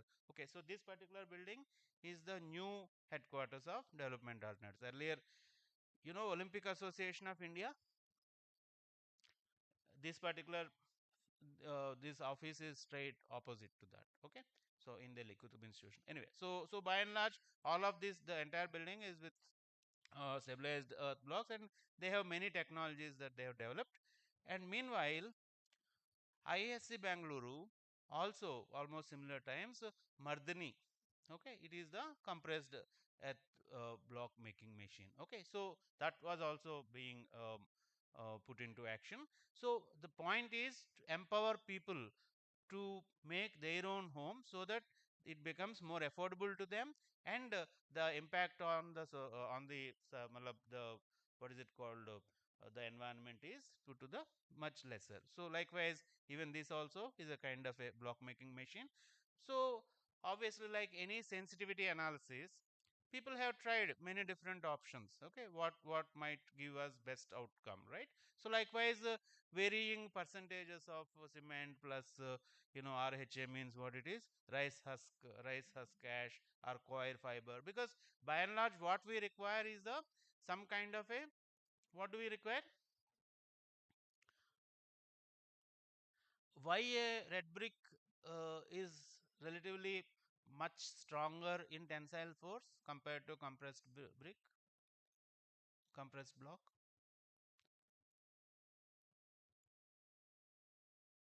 Once it is being baked, or once it is being burnt, the fusing happens. Because of the fusing, the bonds become in a different next level. Okay, so but because we are having only a binder in it and only we are compressing it with pressure only, there is no heat, only pressure. So in case if we introduce fibers in that, that can help bind in a three-dimensional matrix, so that its flexural strength and tensile strength can be improved a little bit.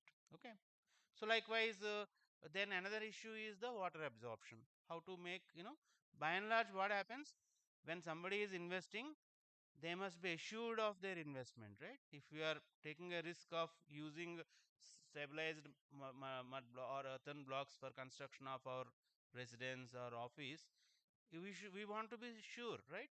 Suppose some rain happens and then it will become like a castle on a beach. So when we go to beach, we make our castles, right? it, it should not happen like that, right? So then, of course, these are all many of us are fully aware, but I just tried to collate information together. That's all I was trying to. So, like whether in Auroville, there are many, next level. Like, see, any technology in the beginning is in a defensive mode.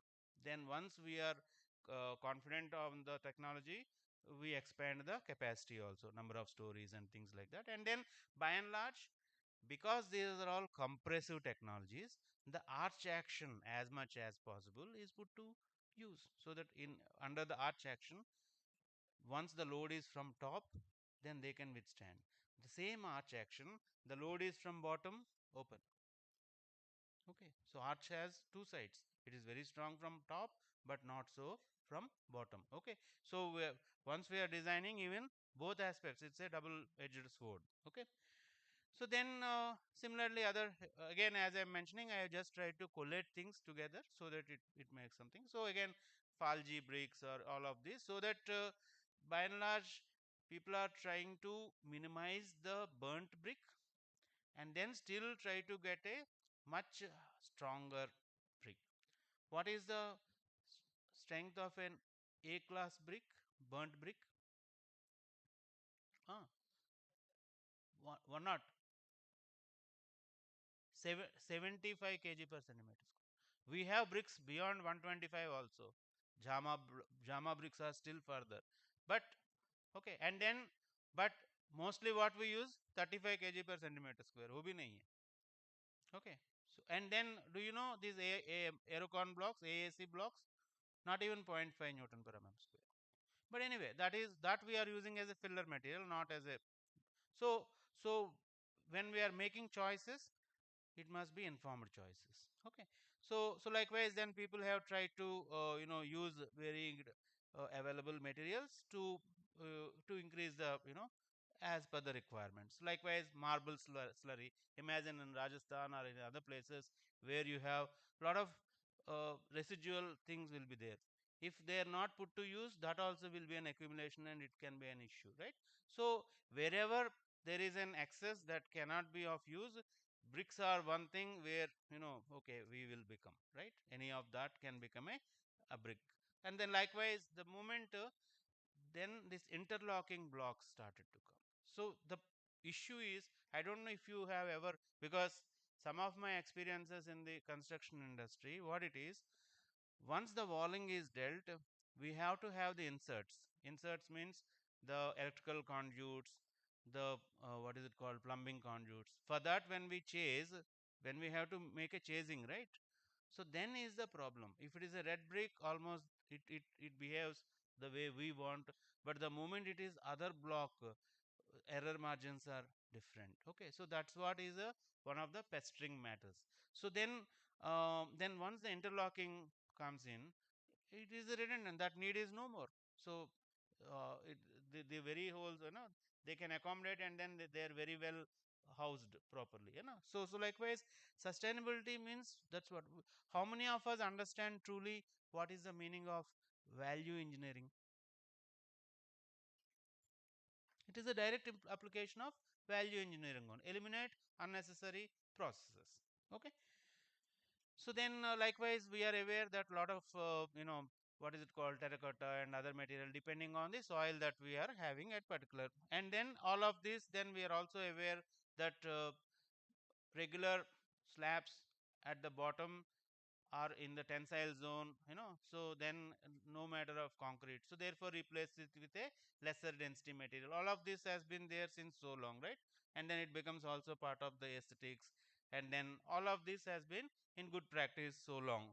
And in fact, uh, some of the good, even in fact many of these buildings also have reached their uh, EOL. What is EOL? End of life of their service life, right? Yeah. Okay.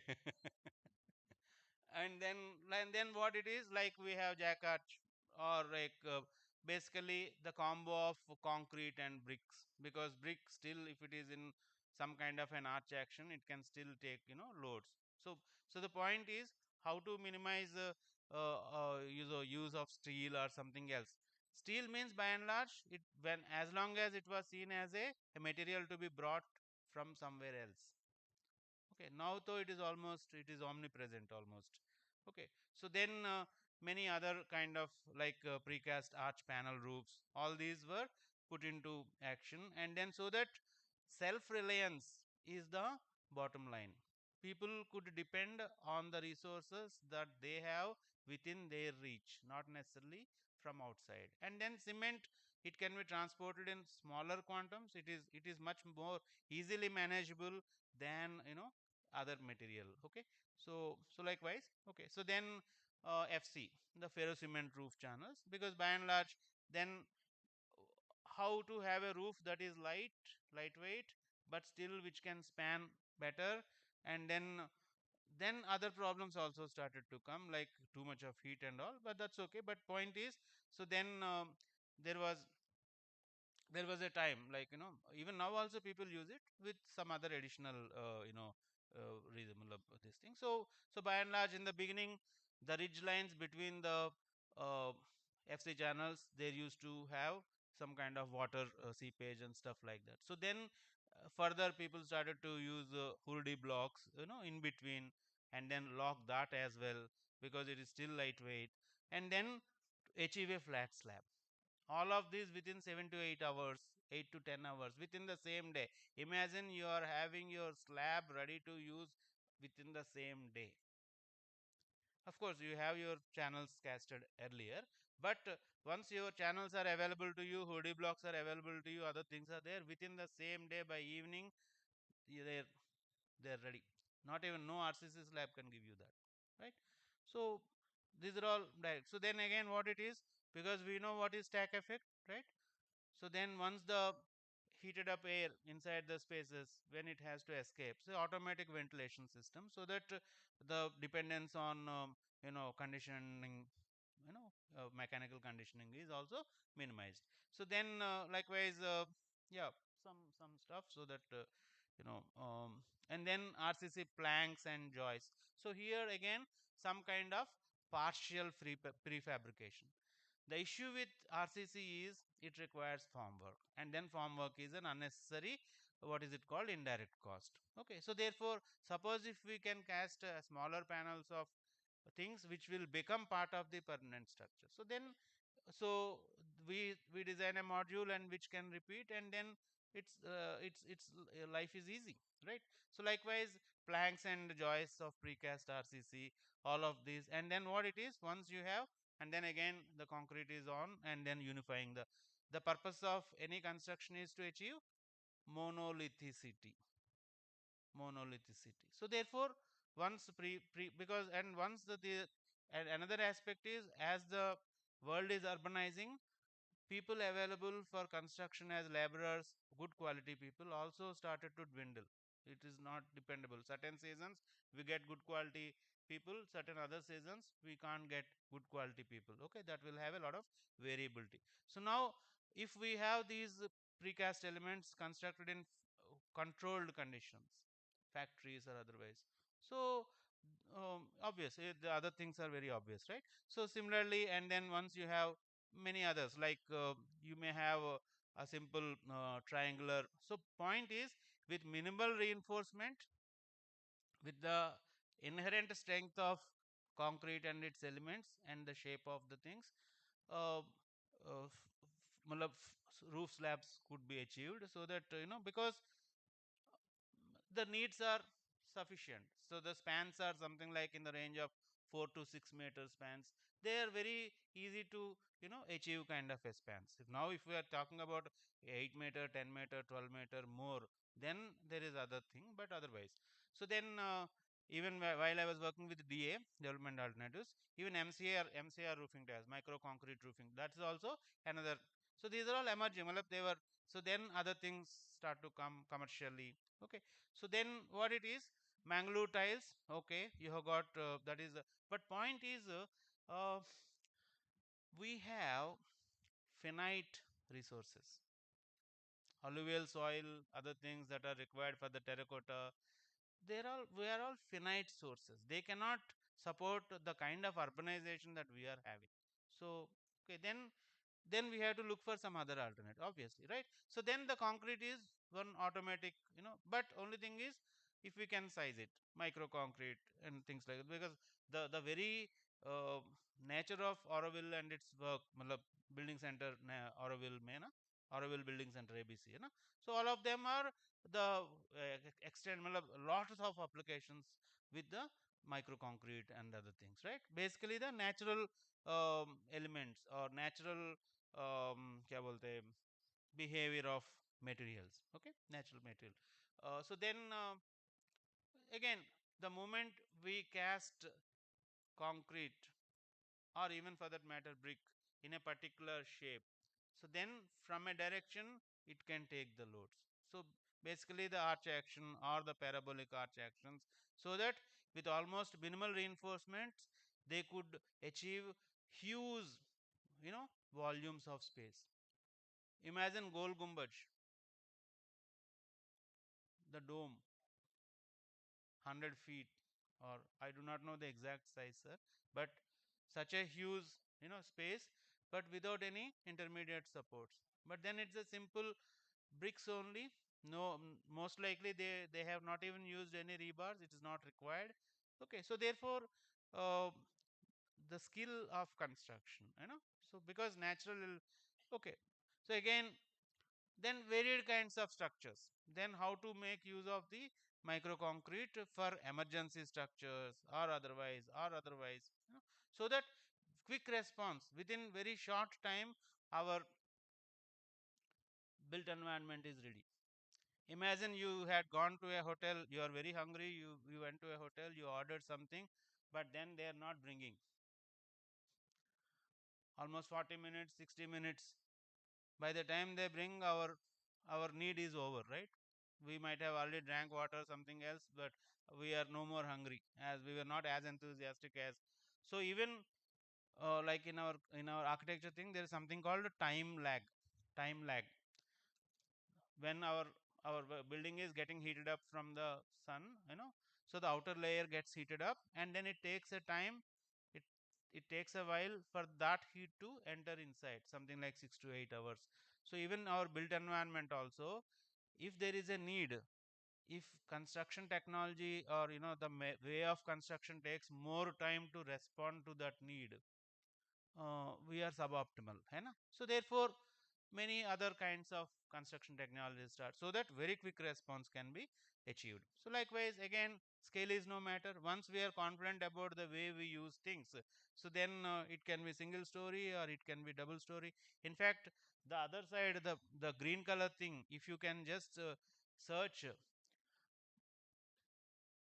ferrocement is one of the vogue, one of the trend of high high valued, what is it called, urban housing, especially weekend houses, or many institutions and things like that. So some of the architects have started, or where they are already not, I'm only taking, okay, architect engineers as one synonym. Okay, we will not differentiate between things, but point is, whoever is in the design and whoever have understood how to work with them can actually bring in the technology with minimal time, and then they would be they're actually achieving. Okay, all of this is one side. Okay, so then how many of us are aware of the PMAY, Pradhan Mantri Awas Yojana, urban housing, rural housing? Large. Matlab, suddenly for quite some time the quantum of output was less, but once other learnings were implemented, started to implement under this scheme, we are able to, matlab, governments are able to build many, lot of building stock. So therefore what it is, so light gas or steel frame structures wherein, and then they are embedded into the concrete. Okay, but point is, within very short time the buildings are available. What about, you know what is BC? Can you differentiate between BC and AC? Hmm? Before corona and after corona.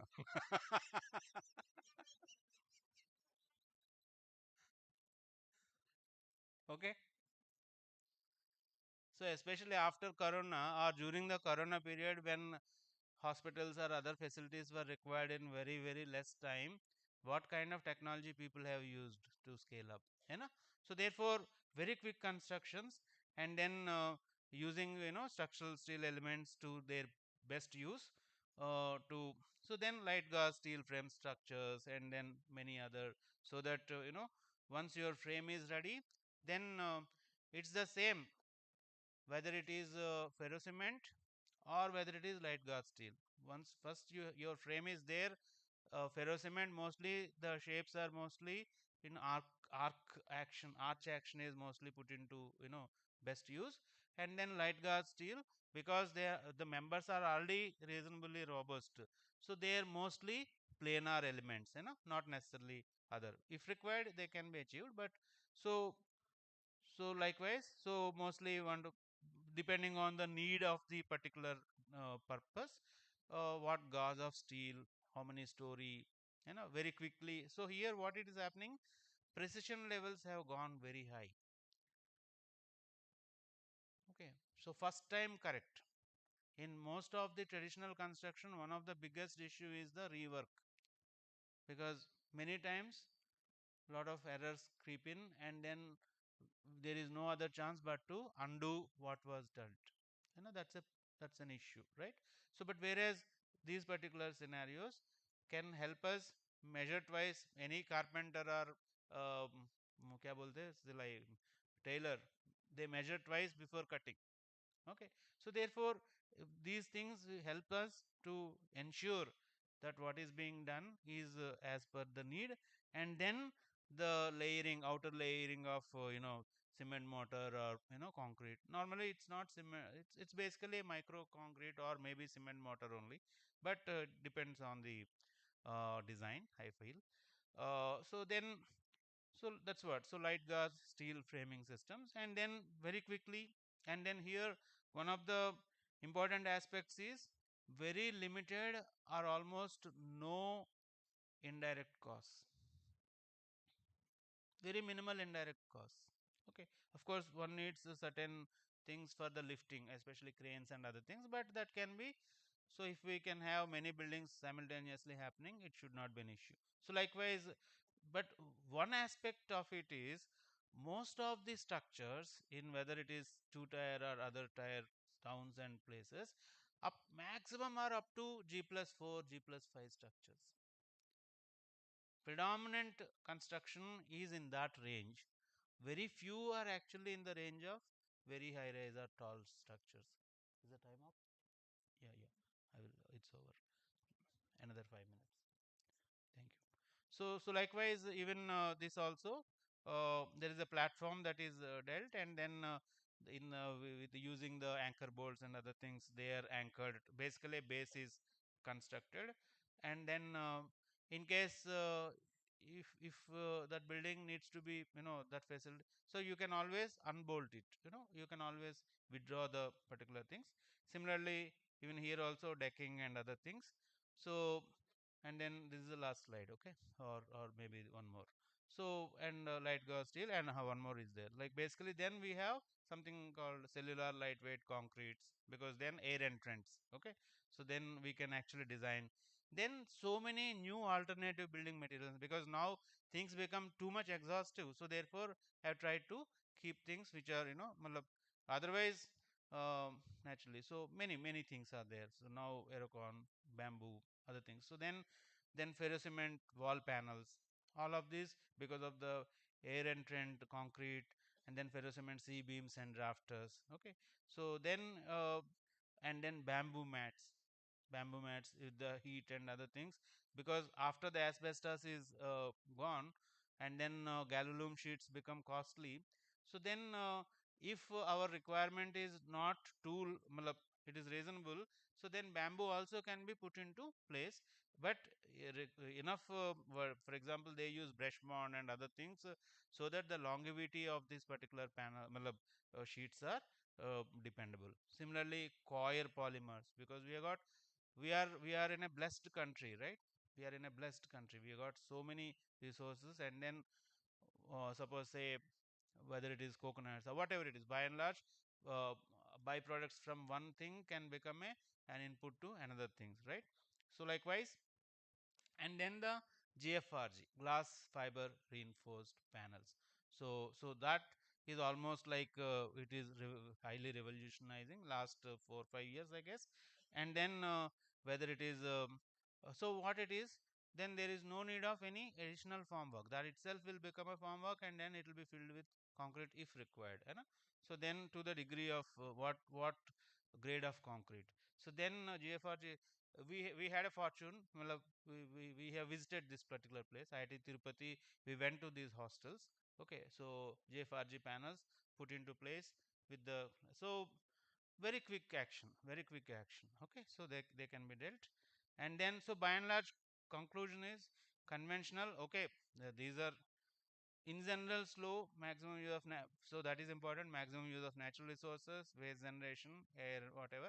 But more importantly, alternative construction systems, maybe we are looking into achieve something called circular economy. What is waste from one side, one thing can become part of the system one more time. Okay, thank you so much. I think yeah.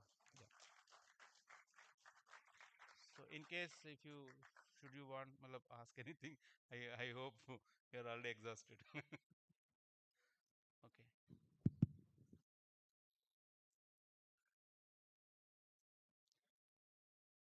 Yes, please. Good afternoon. Once.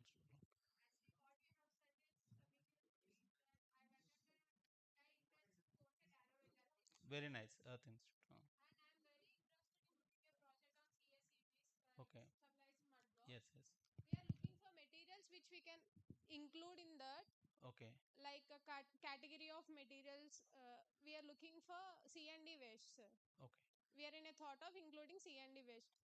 Could you please suggest some more materials so that we can include that and do? Actually, if I am not wrong, CSEB, actually I have talked about my second job, but my first job was actually working with Dr. B. Sasibhushan sir. He's in Mysore.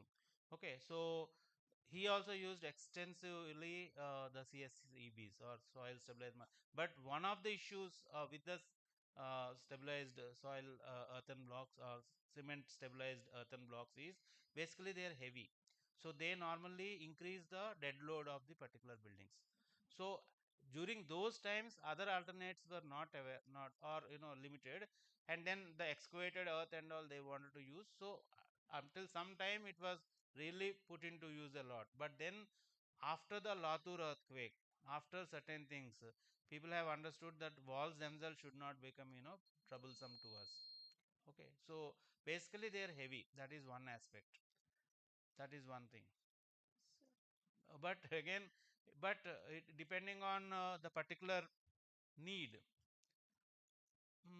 we may have to customize. But right now people are using. But point is, those are still available. DA is also selling Balram, and then Mardini, that Dr. Yogananda sir. They are also selling this particular this thing. both are available in many locations. In fact, many of the rural areas, because the way where Dr. Bhushan sir has used extensively, including his own residence, is for many rural development projects. At that time, there was one Canara Bank Platinum Rural Development uh, Board or something. So for rural youth, they were constructing many workshop, basically some kind of a centers wherein they can work, workshop and those kind of centers. Basically, they need a sheltered space so that they can work, likewise. Then even walls, but the moment we are thinking about walls, then the half size, the smaller size of the elements are used. That way interlocking is possible. Things are there. Even people, uh, in fact, when I was talking about DA, its construction wing is called TARA. TARA means Technology Advancement for Rural Technology Action for Rural Advancement. Similarly, in ISC, Astra. Astra is Application of Science and Technology for Rural Advancement. All of those things were there, or they have developed things up till some level. They have developed it to such an extent that now it is a DIY. What is DIY? Do you, yeah, DIY, whatever, do it yourself. So everything is very much there, and then to the requirement, it's like a package like that. It is there. So especially for those kind of youth centers, or suppose schools, think about many of these. But the design should have the language. Suppose if we try to mimic regular buildings with compressive, because by and large they are compressive material. So design also should be whether octagon or something. So slenderness ratios and all other things must be taken care. Then they can be very good. Okay, sir. Yes. Thank you, sir. Yes, ma'am. Good afternoon, sir. Yeah, yeah. Hi. Can sustainable buildings reduce carbon footprint? Of course. What is carbon footprint? Carbon footprint means renewable energy and See, by and large, when we require more efforts for the particular element to become part of a building, then it uses more carbon emission. It results in more carbon emissions. If suppose if these sustainable material are part and parcel, are within the same locality, local or something like that, so then it cannot be zero, but definitely much lesser. That's what. And most of the, for example, ferrocement roof channels and other things, the reusability is very much there. Normally, they don't collapse to become useless. No, they can still be one more time. They can be put into action. Likewise. Thanks. Hmm. Thank you, sir, for Thank that you. insightful presentation. We truly appreciate your time and expertise in sharing this knowledge with us today. Let's all give a huge round of applause for Dr. P. Uma Shankar. Now, as we continue our technical sessions, we move on to another fascinating and highly relevant topic. We are honored to have with us Dr. V.S.J. Yashwant Paluri, Associate Professor at VITB, who will share his insights on alternative technologies for sustainable construction, geopolymer paver blocks for a circular economy. Please join me in welcoming him on stage.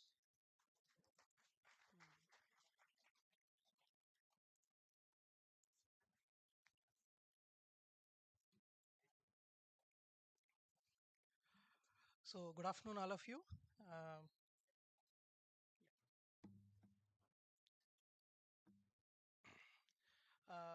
So, welcome to the session. And my session will be on alternate technologies for sustainable construction, and I'll be focusing on geopolymer paver blocks. And these are the brief contents of my presentation. I'll be dealing into introduction, what are paver blocks, what is geopolymer concrete, what is geopolymer paver blocks. I have also included a small laboratory study and conclusions from that laboratory study and closing remarks and some references. So, coming to the Indian perspective, India is a vast country and it has around 6.2 million kilometers of road infrastructure.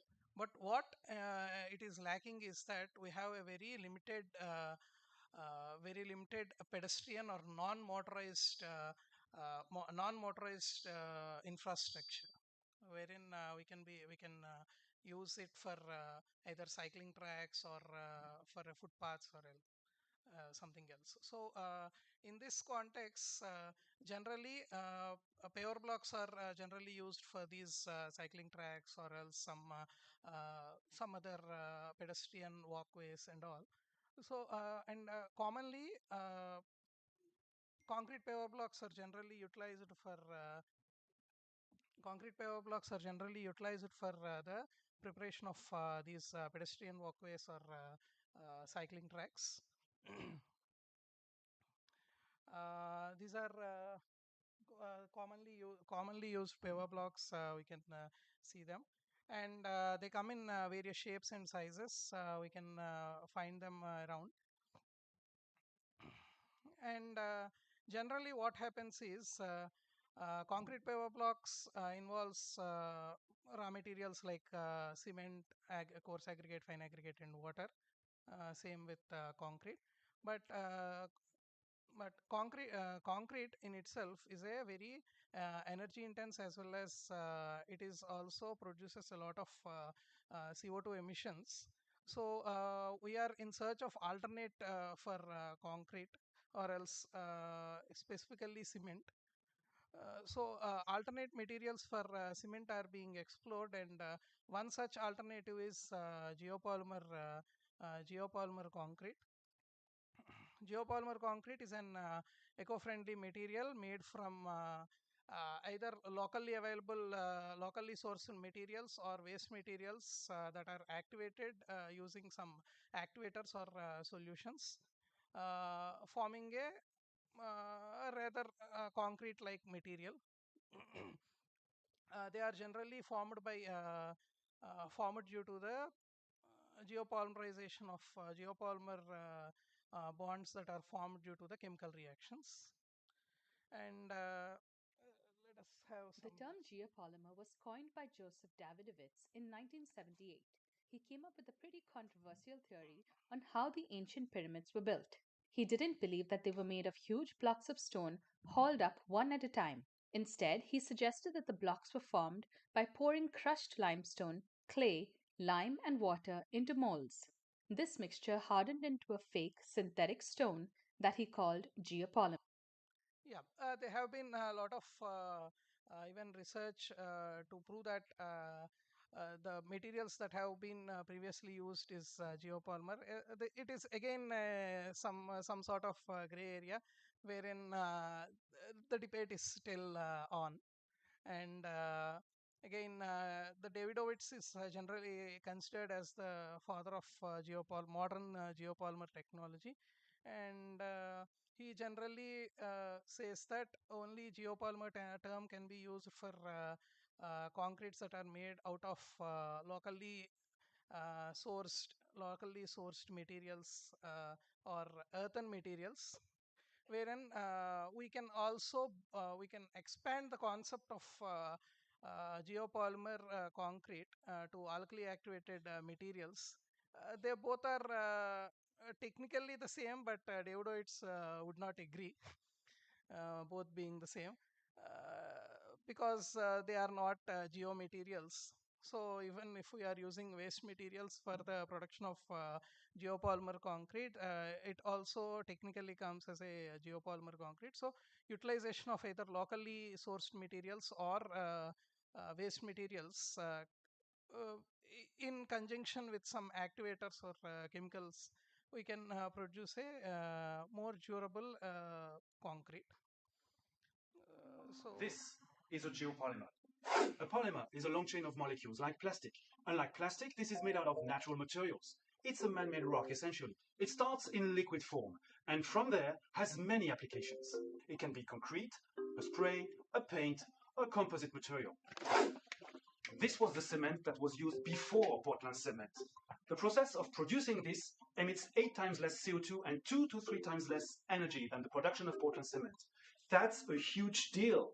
This can be made anywhere in the world with locally sourced materials. You would never have to import cement, as is currently the case in many parts of the world.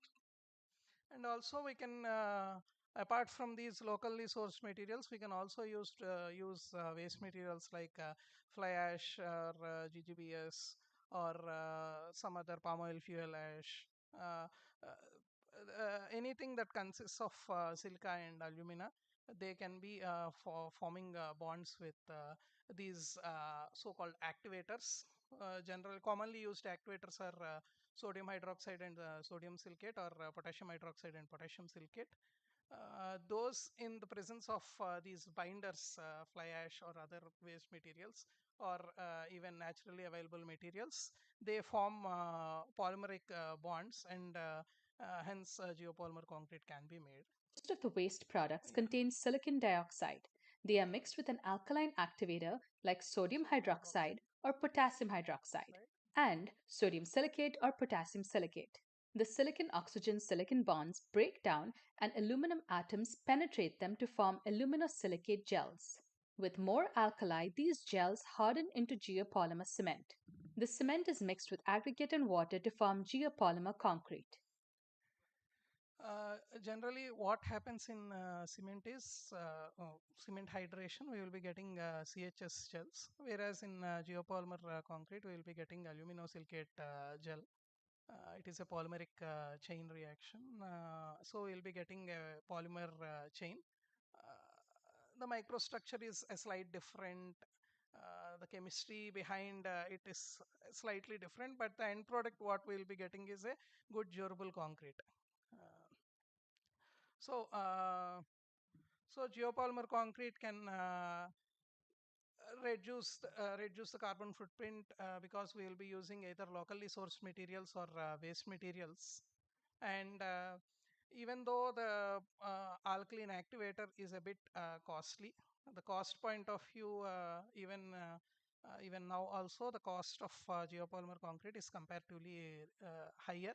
But if we go for larger projects or something like that, it will be getting the benefit of scale, because it is still not being adopted on a larger scale. It is definitely a bit costly. So once even that scale advantage comes, the cost of construction or cost of geopolymer concrete will also come down. And it is generally, it has a good durability, because it has lesser pores. It is more durable. Also, it is more fire resistance compared to traditional concrete. So using this geopolymer for preparation of paver blocks is one of my area of research. And compared to normal concrete, geopolymer concrete, technically it outlives everything.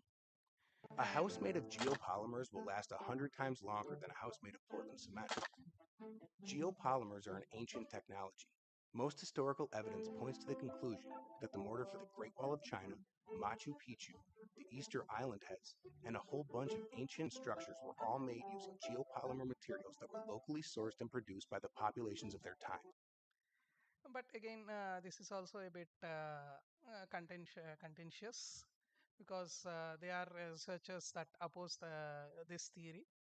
But anyway, on a general understanding level, geopolymer is more durable. It is more fire resistant, and it generally has more strength, durability, and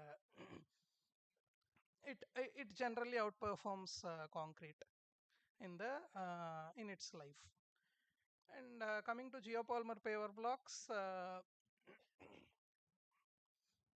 the problem with geopolymer is that the mixing and all, it is a bit different compared to traditional concrete. So that's why applications like geopolymer paver blocks, which are more like made made in the factory, or made somewhere else, not in the site. are a bit more realistic to achieve.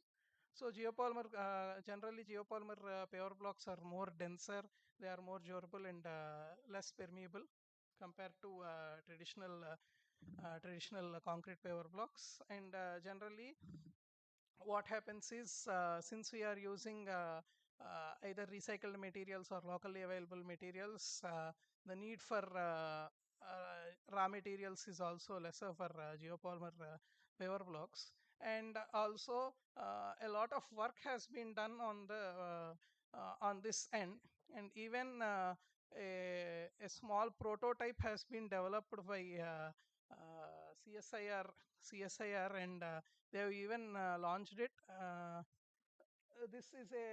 This is a video of that prototype. This video describes the operation of the first geopolymer plant in India.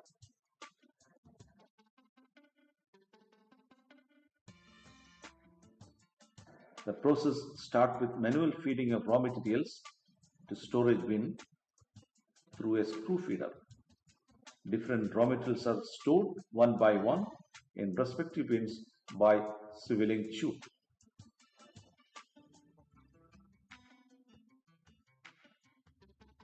PLC controlled belt weighing system transfers the materials to the Mueller mixer.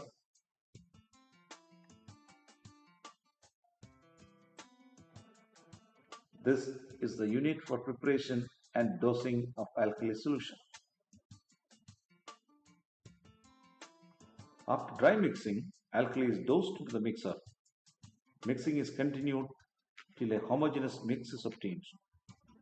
The mix is discharged to the belt conveyor, which transfers the mix to the storage hopper or the press.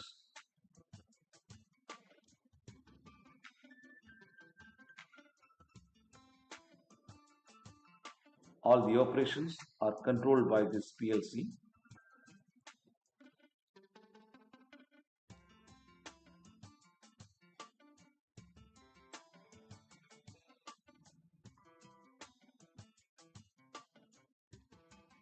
Pressing cycle starts with filling the mold cavity by material feeder.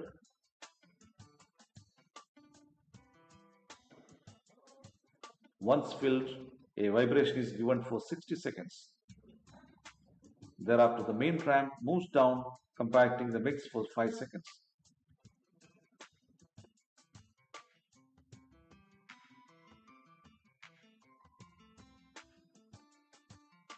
The mold table moves up and the ejection of pavers takes place under load condition.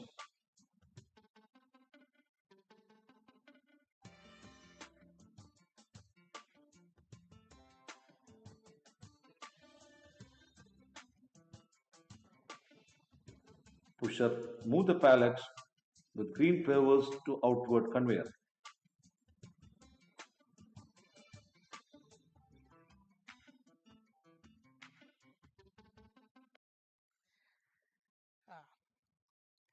This prototype has been developed more than 9 years ago, but it is not under complete utilization because there are a lot of smaller problems with geopolymer concrete at a whole. So let us look at the issues or limitations of geopolymer concrete. So generally, geopolymer concrete or alkali activated concrete, it generally utilizes waste materials like fly ash or rice husk ash or palm oil fuel ash or something else. So the properties of these raw materials are not uniform, and they might affect the quality of the end product. So each time we make a GPC, we need to assess the material characteristics and do a laboratory study, and then we can go for this thing. So that might be one of the problem. And also alkali activators are generally very harsh chemicals, and their handling will be a bit of a problem. NaOH generally, whenever NaOH solution is prepared, it is generally more harsh So if we handle without proper care and all, it might cause problems. And also the as I have previously discussed, the initial cost of production is also higher in the case of geopolymer concrete. And also even though the Geopolymer Institute and Davidoids and all, they claim that the longevity is more, but long-term data is missing, because it is a relatively newer product. So long-term durability studies or long-term data is missing. So that also is a problem. And also lack of awareness and also expertise for the ones who are either designing or handling these geopolymer concrete. The expertise level is also less, the lack of awareness is less. So that causes a bit of an issue. And also there is another problem that most of the geopolymer concretes, they need heat curing. They need to be cured in cured at higher temperatures to start their initial reaction or achieve the strength. So that will also be a problem. And also studies on the compatibility with reinforcement and all other things are also very limited. So even in that direction also studies need to be done. So that might also be the problem. And also there are very limited or we can say even no standard codes available for the design of geopolymer concrete. It is more of a trial and error method. Even standards are also not available, so that might also be a problem while designing and executing a geopolymer concrete. And also we are all comfortable with use of concrete, traditional concrete. So moving to a newer technology and with all these basic pullbacks, there is a basic inertia which is causing the very slow adoption rate of geopolymer concrete. And also field applications and other things are also there are, even though there are some projects that have been done completely with geopolymer concrete, even for 3D printed houses also have been made with geopolymer concrete. But the scale at which these projects have been implemented is very less, and lot of further studies needs to be done in this thing. So I'd like to skip the laboratory study anyway, because we are running behind the schedule.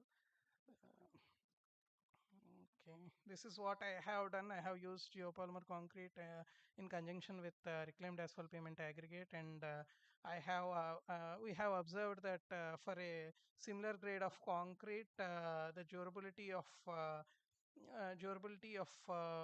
geopolymer concrete for a similar strength compared to normal concrete, geopolymer concrete performs better in durability and also in abrasion resistance also. And the same have been summarized here. And coming to my closing remarks, since it is geopolymer concrete is a very good material. However, there are a lot of roadblocks that are available, that are present, which needs to be overcome for its application. So more discourse and more projects that have that we implement or that we do in this area improves the confidence and real-time applicability of geopolymer concrete in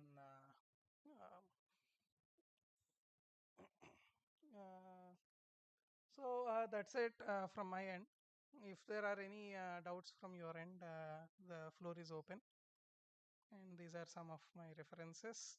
If you still have any queries, you can contact me on my mail or post at LinkedIn also.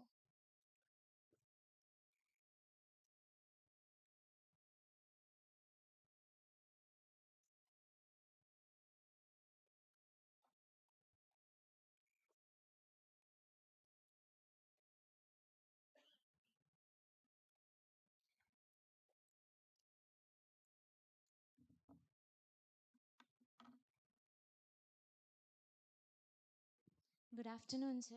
Good afternoon. As you mentioned about limitations of geopolymer, we can use any alternative materials to overcome that problems while using geopolymer concrete. Uh, uh, I couldn't get the gist of your question. Could you repeat it? Can we use any alternative materials to overcome that problems while using geopolymer concrete? See, any alternative will have the same inertia while adopting, because we are so comfortable with our traditional practices. So the only way to adopt new technologies is by adopting them. That's it. Because recently, what happened in the US? Please sit down. There has been a small cold war between US and Canada right now. So they have imposed some tariffs on Canada, and Canada stopped their export of timber to US. So now what happened? There is a shortage of wood. Generally, conventionally, what they are using there for their construction is they are using wood for their construction, and now they are lacking it. So now they are trying to get some alternate materials. So there needs to be a push, either from the government side or some other side. If there is push, then there will be adoption.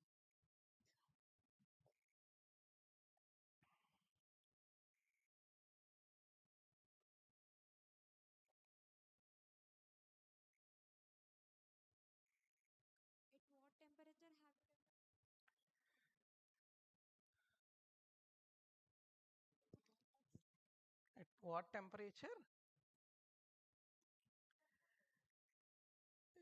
Uh, no, actually, we can even go for ambient curing also, as long as it is as long as GGBS or some other material is used, because only fly ash based geopolymer, it needs temperatures up to 80 to 120 degrees for curing. But apart from that, if we are using GGBS, we can go for ambient curing. Just keep it in the sunlight, that will be sufficient. What Sir was mentioning, that office curing, during the office hours, if you keep it in sun also, that will be sufficient, even without water curing also. Has based on your experience, Hmm. at what temperature will get 100% polymerization of pavers? No, again, that's the tricky thing, because each material will be behaving differently. Even though the actuator is the same, each binder will be behaving differently. Even if we are using fly ash from, let us say, Ramgundam thermal power plant, and I have used it from some other place, our results will not be the same, because the composition of fly ash might be different. So it is again a trial and error method. We need to work it out. Thank you, sir. Thank you, sir, for that enlightening presentation. Let's all give another big round of applause. Thank you. Ladies and gentlemen, as we take a short break, we invite you all to join us for refreshments. Continue.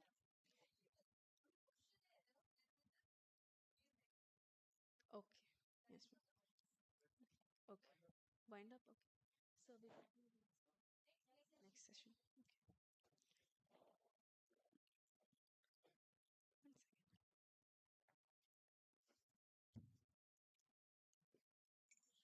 Yeah, I'll remove this. This whose PPT? Yeah, this is my PPT. Yeah.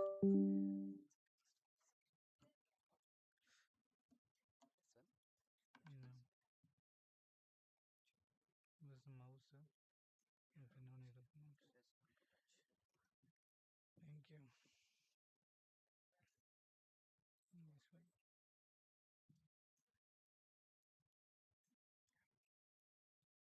Thanks. Yes, and can I write on this?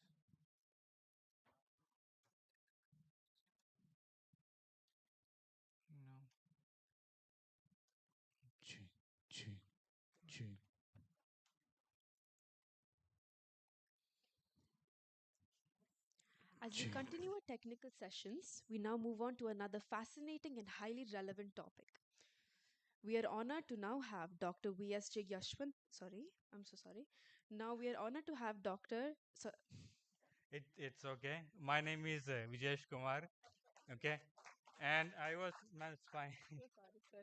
Really sorry, sir. And I'm working here as assistant professor in architecture department. So basically, I'm an architect. So one of the side, I will start it. So I will be talking about another possibility of using materials in terms of architecture and civil engineers when it is comes together. So now you have seen so much materials and things where so much of production costs and all other things will keep on going in, right? And many of the times at the site also, if we go inside, we always have some conflicts between architects and civils are always some types of war in when you go into the construction, but especially when comes to the design phase or how we want to use this particular material or related to creativity of the purpose also if you're going to use it in the material, we do not know that how actually we can collaborate. Okay, so this is where I actually when I pass out, I was I did 2010 pass out in NIT Trichy from architecture. Then I did master's at Kharagpur. So and after this, I was having my own office. I was putting up. So then we had so much of issues related to handling the clients and seeing what could be done. And when you start up, you'll be having several clients which is stating that how can I reduce the cost of this particular building. So there is so many LIGs and these kind of projects also we used to get it. So then this was one of the question we always had, like how we could handle this. So I personally had so much of research on specifically on this particular material that how it could be done at the local level. So this is the time actually I came across Professor Anil also. He's an SPA Delhi professor. He had a center called Anakpur Building Center, and where he used to build all these particular technologies and he used to use it across India. And he had won several awards also on these particular things, and it was quite wonderful. And when I acquainted with him and when I started using his own methodologies and methods, I found it quite relevant and it is quite very easy to use it, and it could be very locally. We could bring that particular materials as well. All right. So this is what he says it. So morning, if you have heard a lecture about urban heat island, it's not like we take the buildings of the taller high-rise buildings and smart buildings. So instead of that, you can actually disperse the buildings at the lower levels, and then many of the problems would have been solved. That is one of his school of thought. If you see it, okay. So you can. I'm not reading through it. All right. So another. So these are whatever he thought of. He is a champion of eco-friendly local material construction, and he got the UNCHS good practice. That is currently the UN. Okay, so this is the basic things. And one of his book that you must read is Green is Right. Okay, so we are talking about the green methodologies and these techniques and all, but how can we say this is actually really green if it is not, if it cannot be produced at that particular site itself? So these were some of the questions actually he posed in. All right, so if we can incorporate the materials what we have around in our site itself, then we'll have more dominance to that particular area, then we can say it'll become more sustainable. Okay. Okay, in fact we cannot achieve 100% sustainability, but we can say, like, it will be more relevant or more sustainable in that case.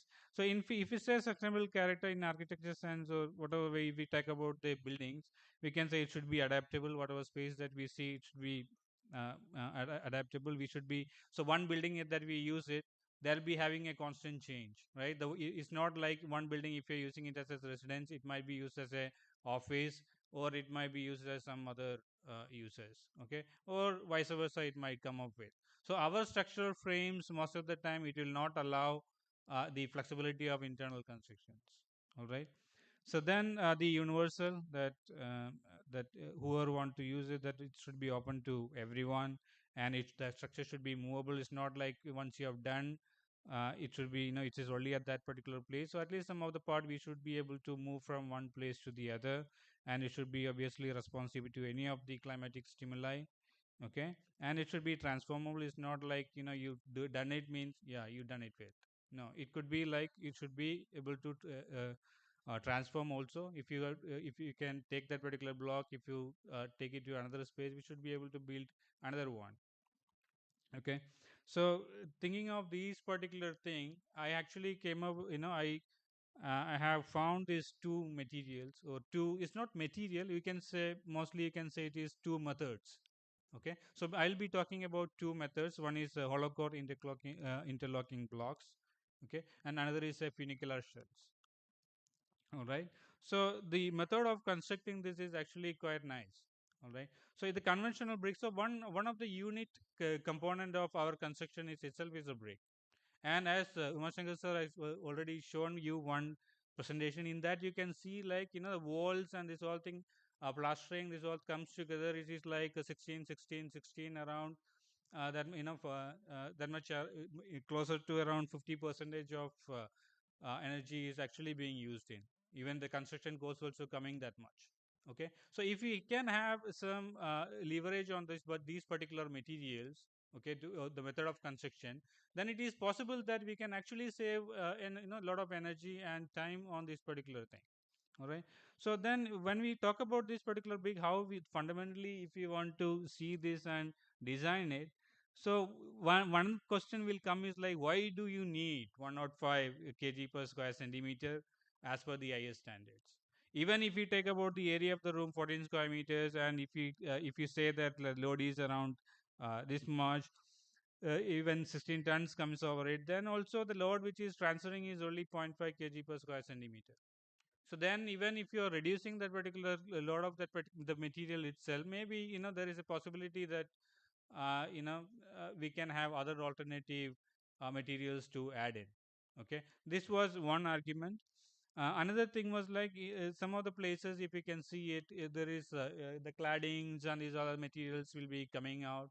So one option is that even during the construction of that particular material itself, okay, in the production itself, if we can add this diaphragm onto this particular material, then that actually will makes it more durable, since it is being attached to it.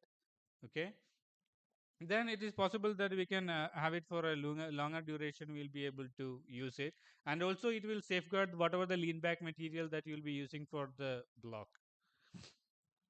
All right.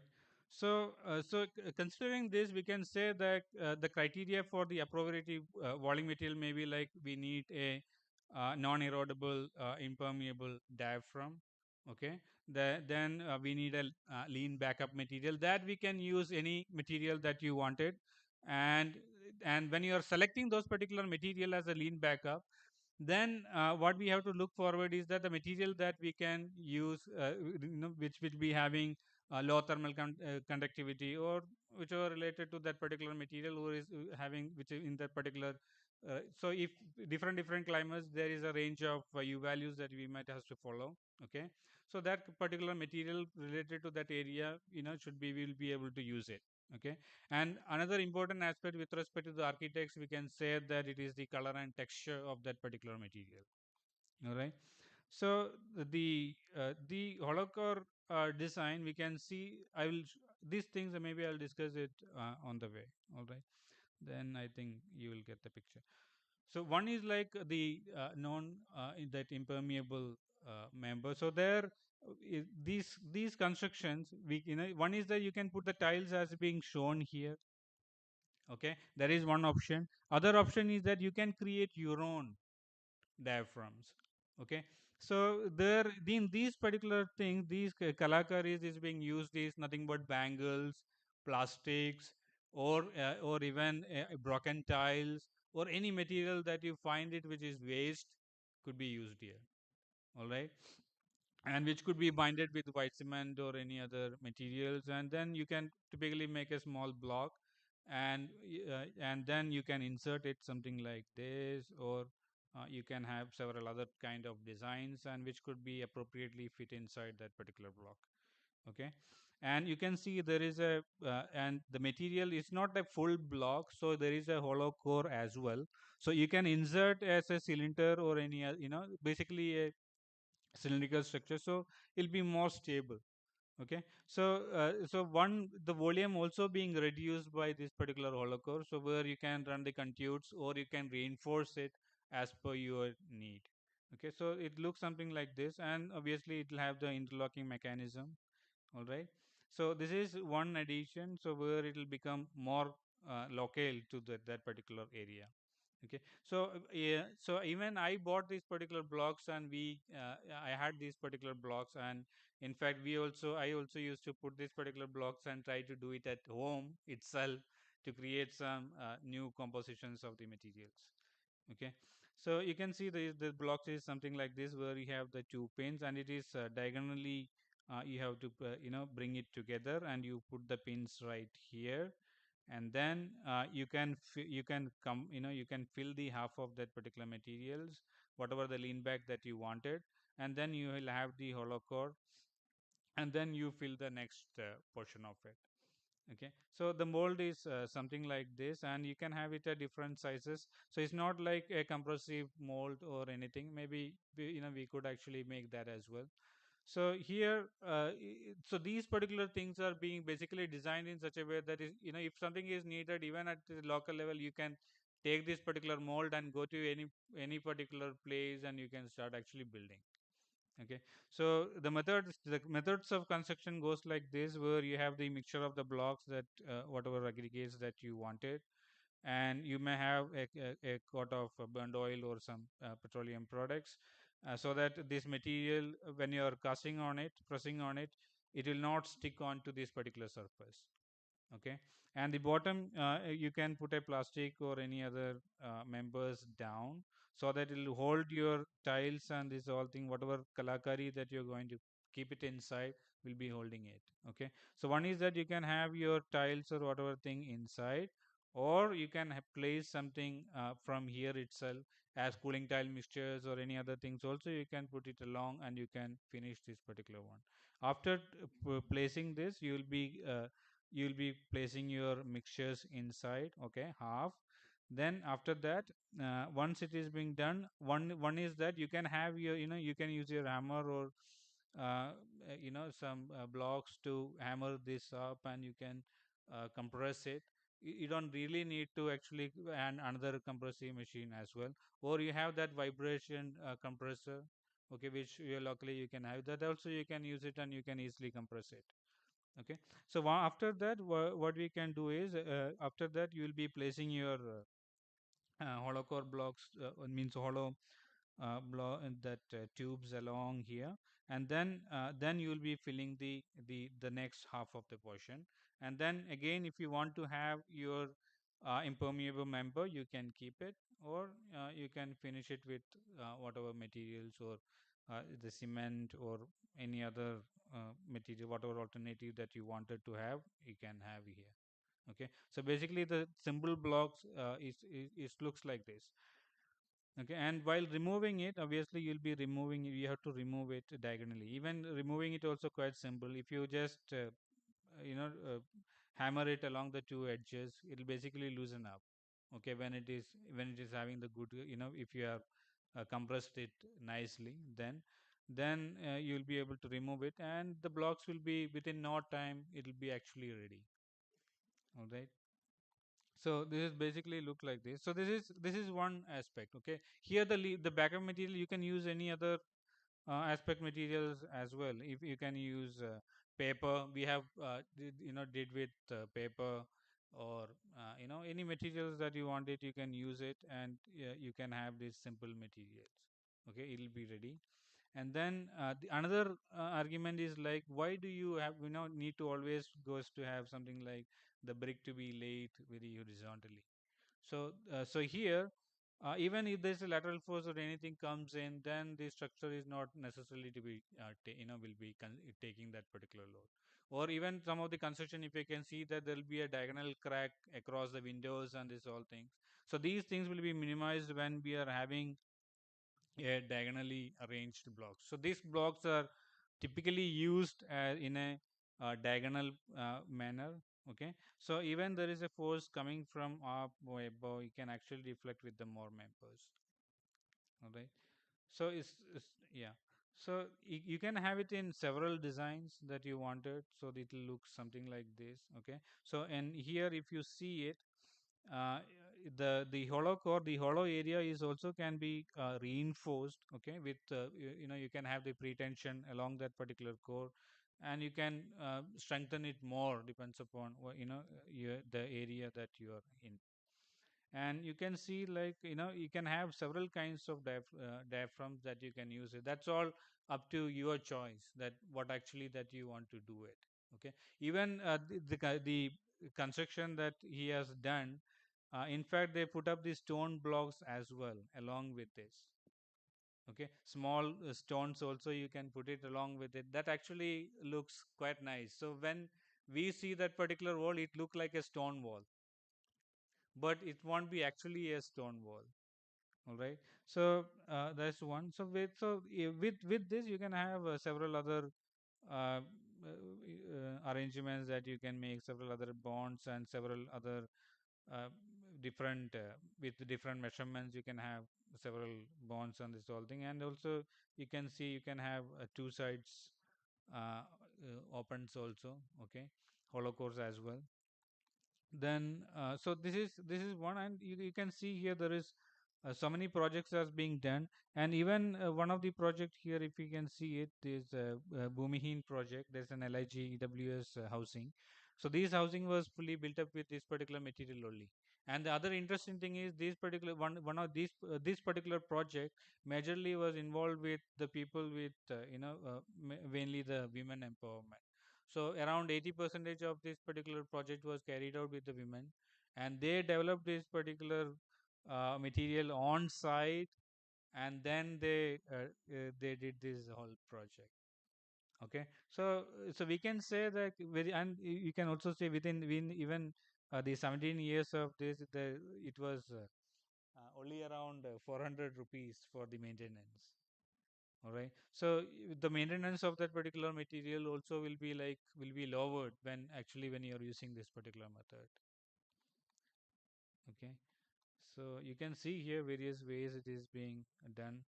Okay. Even a kid also can actually do this particular material. You don't actually require an expert to really put the head in to create this entire thing. So that was his idea, to bring these materials and methods to everyone and do it enjoyably. That was the concern, and you can see it here. All right, you can see beautiful designs that actually brought along with that particular material. There's no any very advanced technology or method used in constructing these particular blocks. Okay. All right, and for this particular block, he also got an award. Okay, award for excellence in built environment. A commendation he got it in UN, and you can see this block right here. Okay, so this was very popularized during this particular time, and even I tried to make it in my own backyard and I started putting this down, and it was actually quite working. And so some of the projects also, and I made several blocks. I'm not a civil engineer and this whole thing, but I have put up several blocks, and I try to bring check the compressive strength and about this particular materials, and I was able to achieve around the 25 to 45. And if I using fly ash and this whole thing, I was able to achieve around 40 something. It was a little long back, so it was actually quite good. And this particular one, this is used it with paper, and paper I was able to get something around 25. Okay, compressive strength. And then this I made some 5 6 blocks, and then I tested. I'm then telling you, it's not a laboratory tested thing, but it was actually working. And in fact, I used it in one of the projects to really test are there any problems in this particular one.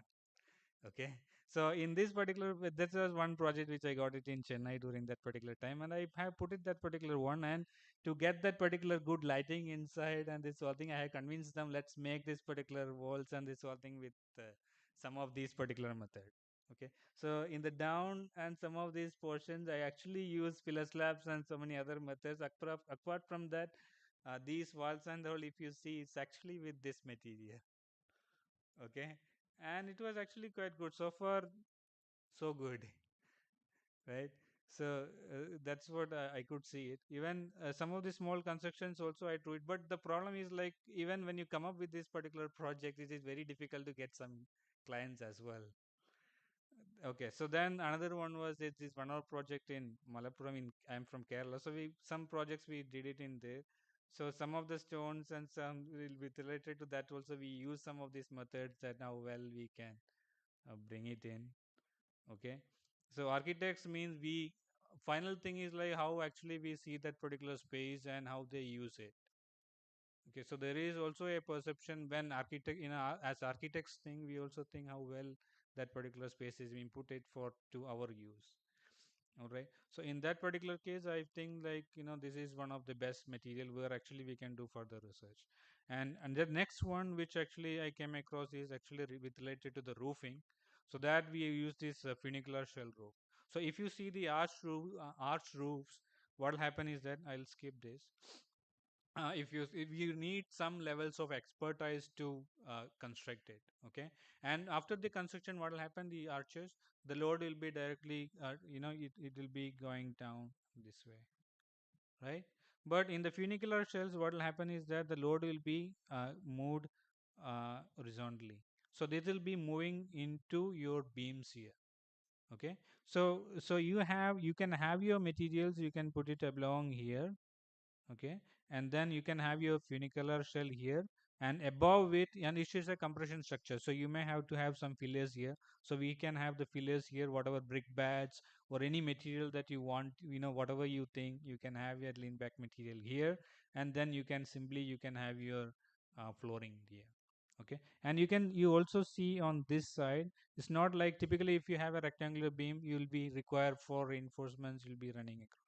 But here you can see that you will simply will have two reinforcements down and one supporting. Okay, and then it's actually being welded together, so you can see how this particular supporting also being placed. All right, so this is actually basically reducing the steel consumption.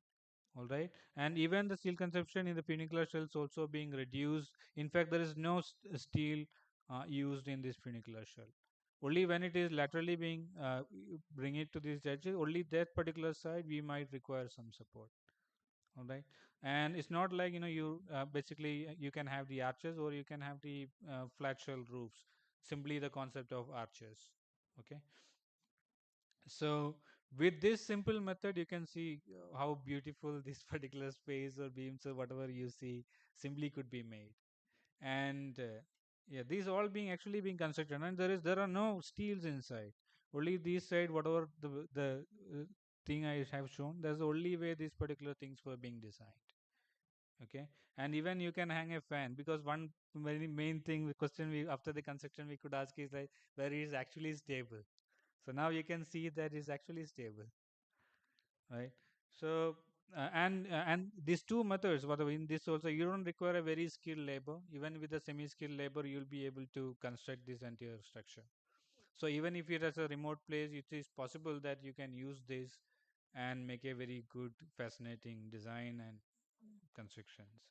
Okay, so the construction is quite simple. You will have the frame, and the frame you may have to take it half. You may have to put the concrete, and you may concrete or whatever, then you may have to after that you have to keep your shell here down. This is a fiberglass shell. Okay, in the funicular shell size, and over that you may have to put a mud on. All right, so this will be one. Then after that, you may have to level, and you can piece it like this. Then after that, you'll be keeping your blocks across in whatever designs that you wanted. All right, then you fill it with you can fill in with even cement or whatever materials that you wanted. All right, so already the concrete consumption is already being reduced in. So then this material will be in compression. Okay, and on this, whatever material that you wanted to fill in, that you can put in. It could be brick bats, it could be some broken tiles, or any other materials that you wanted to put it in, or along with construction waste you want to experiment something, you can confidently put it in because the material is already in compression. Okay, and then you can see here, so this construction is done with the broken tiles being put it below. This is with the stones, and you can see various designs being put up in. Okay, if it's a larger space, you can divide that particular spaces, and you can fill it with the funicular shell. Okay, so all the designs will look like this, and you can have several other organic forms also. You can bring it in with this particular construction. So it look like this. And another beauty of this particular use of this particular method is that we always fear of making keeping one more column at the middle of the room, right? Because when it is comes to design or the architects, the problem is like we do not know what actually comes to the next floor. So we'll be thinking like, okay, what will happen if we regularly place a column? So this particular method very respectfully make that very much possible, because any of the point that you take that particular load is nothing but an arch, right? So it will, it is quite well, it will take that composite strength and it will bring it to your edge. So that much flexibility is there in this particular construction when you're using this funicular shells. You can see actually it is quite beautiful. I don't know how you see it. And I was saying that it can be made with even a person who is unskilled. And I made it. Actually, it's me. And I was making it myself in how this could be working. And it was quite working. Even with less number of people, you can actually make this particular thing happen. Okay, so this is a two method which I found it very fascinating, and which could be used any place that you wanted, irrespective of any technologies available to you. Okay, and it's quite friendly, and I find it very local to that particular space, as this material could belong anywhere, this particular method. So that's it. That's all the thing. And now, if you have any question, you can ask. I will try to answer it. I didn't do much of the research on putting that things and various compositions and this whole thing. Maybe some of you are interested in, you can actually try this. Okay. Okay.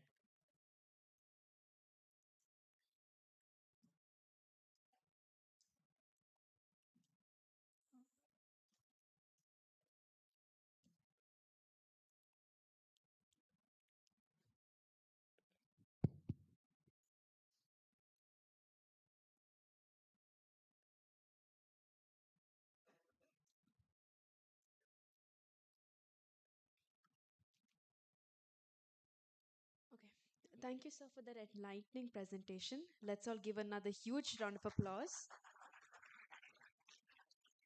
Actually, if you have any questions or any other thing, you can contact during the tea as well. Okay, this is actually quite interesting. We all fascinated with the technology and mass productions and this whole thing, but we also have to think how locally this particular thing could be done if nothing is there, because there are so many people who are actually depriving of it. Okay, so this is actually a very good alternative for those as well. Thank you. As we move forward towards the final technical session of the day, we turn our attention to an innovative and sustainable material that is transforming infrastructure: pervious concrete. We are honored to have with us Dr. Teja Munaga, Associate Professor at VITB, who will be presenting on pervious concrete in sustainable infrastructure, applications in pavement, pile foundations, and stone columns. Please join me in welcoming him on stage.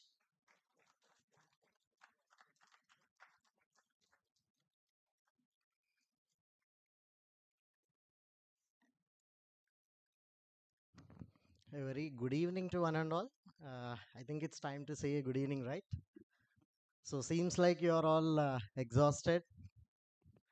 Okay, fine. Now we'll move on with our topic. So today I'm going to deal with pervious concrete material. So you might have seen different types of concrete till now. So concrete is mainly used in construction purposes. But now moving on, we'll be exploring the possibility or scope of this material both in structures as well as geotechnical, because myself being a geotechnical engineer, I have explored the use of this particular material in geotechnical perspective. So we'll be discussing both the things. So these are the contents of my presentation.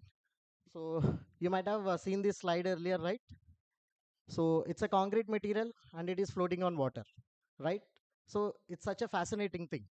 So we can make wonders by using concrete material. So why not we use this particular material in various applications? Because right now concrete is such a versatile material, we can see that it is being used as a 3D printing. So you might have heard of 3D printing constructions, right? So it's such a versatile material. So why not we extend the scope of this particular material? And right now, this is what I'm going to discuss. So one is for the pavement applications, wherein it will be used as a pervious concrete for drainage applications, and the other is geotechnical, wherein we'll be seeing the ground improvement perspective of this particular concrete, which is pervious concrete material. So what is the problem which we can see in this figure over here? Water logging, right? Whenever there is a rainy season, whenever we are going home or we are going outside, we see the water logging on the pavements. So which is a very tedious task, and it will be very tough for us to go through such situations. So what can be done in order to provide this? So one thing which we are following in our daily lives is we are providing some kind of slope for the pavement, and we are redirecting the water to the side drains. So that is a conventional thing. But what is happening with the side drains? We are reducing the road width. So that is how we are restricting the usage of our pavement. But why can't we make a pervious concrete material which will be capable of discharging the water from the top surface and collecting it at the bottom, so that it can be used for both pavement as well as a drainage material? So that is how the concept of pervious concrete has come into the existence. So because of the rapid urbanization, we can see that there are a lot of concrete structures that are being coming on. So because of that, what's happening is the recharge of the groundwater. So we can see whenever there is a rain, the water will be collected on the surface and then it will be transferred to the groundwater. But because of urbanization, the groundwater is not being recharged up to the extent that is possible. So because of that, we can see a lot of heat being generated in the urban areas. So that is what we are calling it as hot islands, which are converting into our large cities as of now. So why can't we use this material? So coming to the background, several researchers have conducted different studies on use of this particular material, that is pervious concrete, by using different materials such as rice husk ash, fly ash, and also by using the rubber material. So the applications of this will be varying from pavement applications, sidewalks, parking lots, tennis courts, and whereas in case of the low traffic density areas, this can be used coming to the constrainment of the compressive strength. Because whenever we are dealing with pavements, the main design factor for us is compressive strength. So if we have enough amount of the compressive strength, so that it can be used for multiple number of applications. So for that, we have made a small proposal in which we have tried to improve the compressive strength of the concrete by retaining the pervious nature, which will be used for both permeability and also for the structural purposes. So this is the mixed designs which we have adopted. And coming to the compressive strength results, it has been observed that with the replacement of cement with fly ash, initially there is a reduction in the compressive strength, whereas by increasing the content of the fly ash, it has been observed that by 50% replacement, the strength has been increased. So if you can see here, the content of fine aggregate is relatively less. So can you identify the difference over here? So what are the three main components? Cement, sand, and aggregate, right? So generally, why is the content of fine aggregate very less over here? In order to produce the porous nature of the concrete, right? So here we are targeting the porosity of the concrete, and it should not compromise with the structural integrity. So I need my porosity, at the same time I cannot compromise with the structural integrity. So that is why I am maintaining the cement in the same content, and wherein in order to bring out the more strength properties, I am replacing a part of the cement with fly ash. So next thing is, since we are speaking a lot about permeability, so how can we achieve that permeability and how can we determine that permeability? So this is how we have determined by using small PVC pipes, and we have casted the concrete inside the PVC pipes, and we have measured the permeability by using the constant head permeability test, which is very familiar for geotechnical engineers. And it has been observed that with increase in the fly ash, obviously the permeability will be decreasing. But as per the requirements for a granular pile or for pervious concrete pile, the requirement is only 1 to 1.5 meters per centimeters per second. So we are able to achieve that by consistently replacing the cement with 50% of fly ash.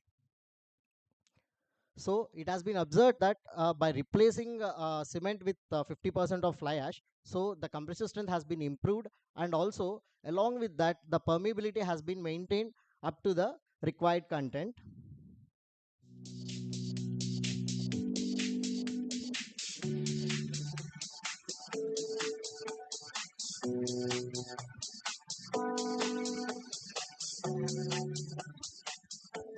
Well, my experience using permeable paving today is basically I've done a lot of residential block paving permeable systems.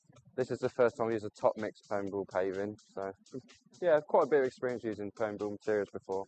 Top mix permeable material is so good as in the way it can. So that is just like absorbing the water, it's like a magic. So whatever that is happening on the surface, it is not affecting the remaining parts. So wherever the water is being collected, it is being collected at the bottom part. So what happens to the water that is being collected? So that is the main question. So that will be addressed in our geotechnical part. So let me combine this structural and geotechnical part over here. I'll not take much time. So what is the figure that you can see over there? Okay, it's a Pisa tower and it is leaning, right? So that is why we are calling it as a leaning tower of Pisa. So what went wrong with Pisa tower? So can anyone say? Okay, differential settlement, because on one side of the Pisa tower we have a clay, on the other side we have a silt. So while they are constructing initially, the construction of Pisa tower took 200 years. That is, the construction has been done over 2 centuries of time because of civilian wars and because of the attacks on the country by some foreign countries. So during this process, what happened was they tried to correct or rectify this settlement by using different methods. But however, it was not possible. But in the late 1990s, that is 1995 or 1994, they have gone for removal of nearly 30 cubic meters of soil from the top side of the tower. Like wherever the tilt is on the higher side, they tried to remove 30 cubic meters of the soil and they tried to correct that settlement. So what is the problem that Tower of Pisa has faced is soft clay. So whenever there is a soft clay, so it reacts for the load that is being applied on it, and it will result in the settlement. So this is similar to rasgulla. Okay, so you all know rasgulla sweet, right? So what happens if you crush a rasgulla? Water will come out of it, right? So soil is similar. Whenever soil is a combination of, it's a three-phase material, right? Soil has solids, liquid, and water and air, right? Whenever you are trying to compress, water and air will try to escape from the three-phase soil medium. So similarly, whenever this soil load is being applied on this, so it tries to compress. And in order to stabilize this entire soil mass, what we are doing is we are trying to go for the ground improvement method. So you can see the other structures over there, right? So there is a big tower over, there is a leaning tower of Pisa, and next to that we have two more structures. Why the other two are not leaning, or there is no settlement? Because they are the foundation that is built on them is a raft foundation. So one of the techniques which we can use for clay soils is raft foundation. But if we are using a raft foundation for every type of the structure, it is not going to be economical for us. So these are the problems that are associated. For clay soils or soft clays in specific, if we are dealing with the solutions that we can come up with, the first solution that we can come across is a granular column, wherein we will be installing the granular columns. And what does this granular column do? As I told, whenever you squeeze a rasgulla, the sugar syrup will come out. So whenever you squeeze the soil, water will come out. And these granular columns will collect that water, and through capillary action, they'll be pumping it to the top of the surface, wherein there will be a drainage layer, and through the drainage layer, the water will be collected and it will be sent out. So that is what happens in case of a granular column. But the question is, what happens whenever this granular column is subjected to slight vibration or if there is a lateral load? For example, if I am pushing it in lateral direction, that is from the sideways, what happens to a granular column? It will get disturbed because there is no structural integrity in that particular material. So what we are trying to bring out here is, why can't we use that concept of permeability or porosity? Like, imagine the same pervious concrete material in place of granular column. What does a granular column do? It will collect the water and it will pump out. Same thing we can achieve by using a pervious concrete. So that is how the concept of pervious concrete has come into the existence. And the early studies have been started in 2006, wherein people have started doing similar studies on pervious concrete, wherein they tried to induce some kind of porosity by using air entraining agents into the concrete. However, these air entraining agents, they provide the porosity, but they will compromise with the structural integrity of the material, and the strength of the material is significantly reducing. So that is why our objective is aimed at by without compromising on the structural integrity, we try to bring out that permeability or porosity nature. And you can see the figure over there, right? So it is a pervious concrete pile. So that pervious concrete pile is being casted in a specifically designed mold, and the dimensions of the pile are done by using the modeling analysis. And how many of you are from third years? Okay, so you might have known different types of pile foundations, rigid piles and flexible piles.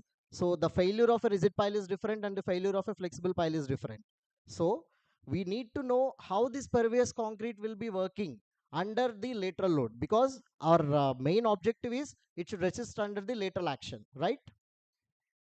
So for that, we have designed three different types of piles with the three different aspect ratios. You can see over there 6, 10 and 14, whereas 6 will be representing a rigid and 14 will be representing a flexible pile, and the 10 to study how the variation in the behavior or the transition in the behavior.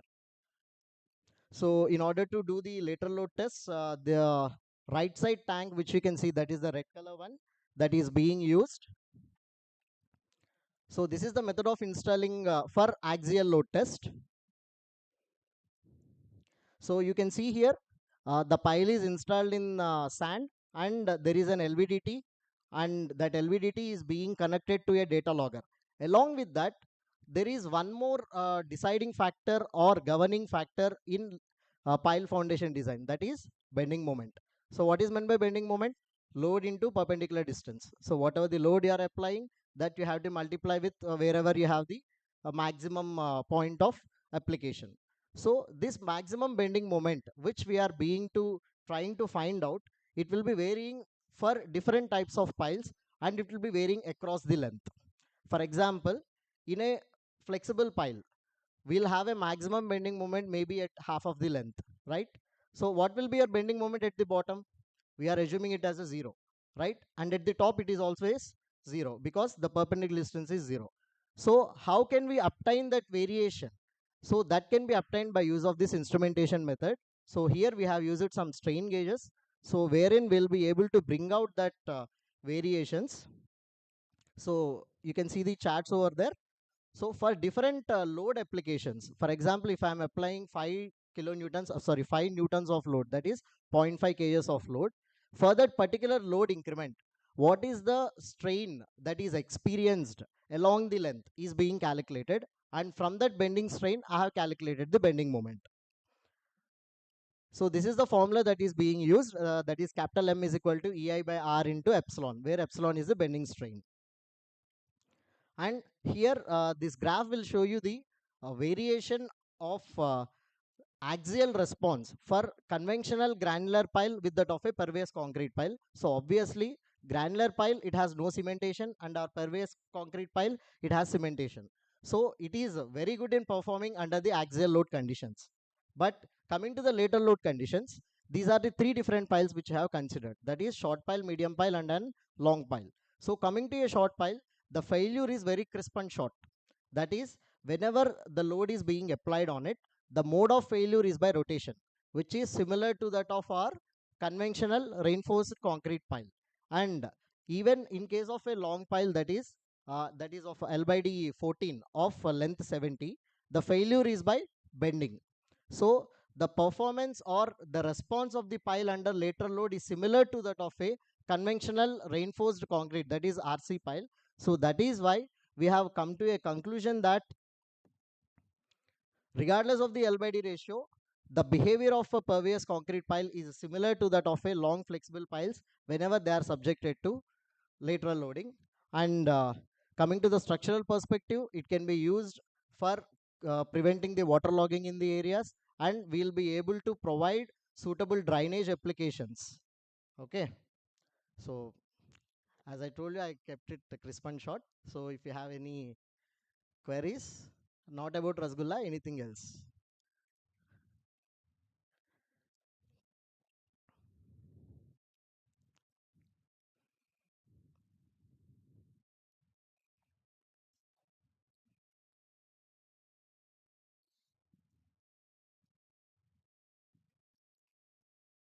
Okay, thank you.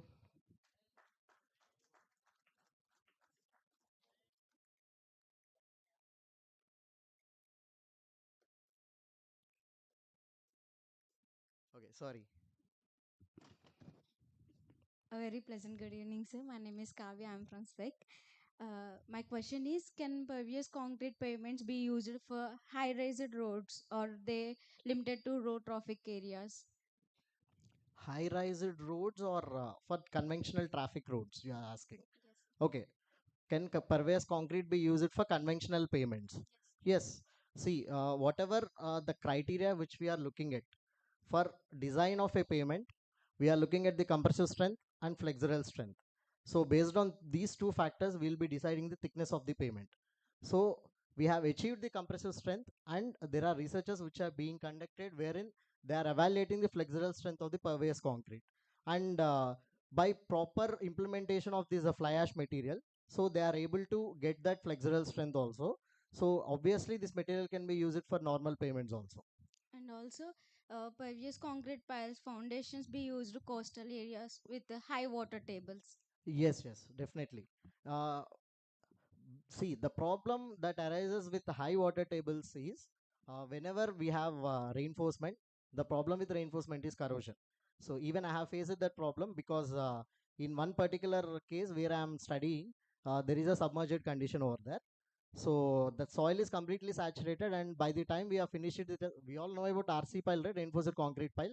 The same concept has been applied for pervious concrete also, but by using the scaling law, we have reduced the reinforcement. So I have used only one single 8 mm bar as a reinforcement. So what happened was after 3 or 4 days of testing, because it is a long process, the reinforcement bar is corroded. So what we did was we tried to apply some anti-corrosion material on the surface during the casting process of the pile, and then the bar was inserted into the concrete during the process of casting. If we can take care of that corrosion part, you'll be, because it is we are dealing with pervious concrete, so your reinforcement will be more exposed to the salt water or whatever the water you are dealing with. So if you can take that anti-corrosion measures, we'll be able to solve that problem. Okay, so thank you so much. Okay.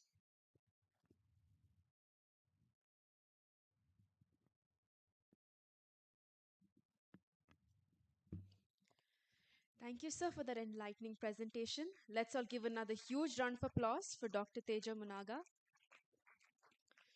As we come to the conclusion of this enriching workshop, it is important to take a moment to reflect on the valuable insights we have gained today.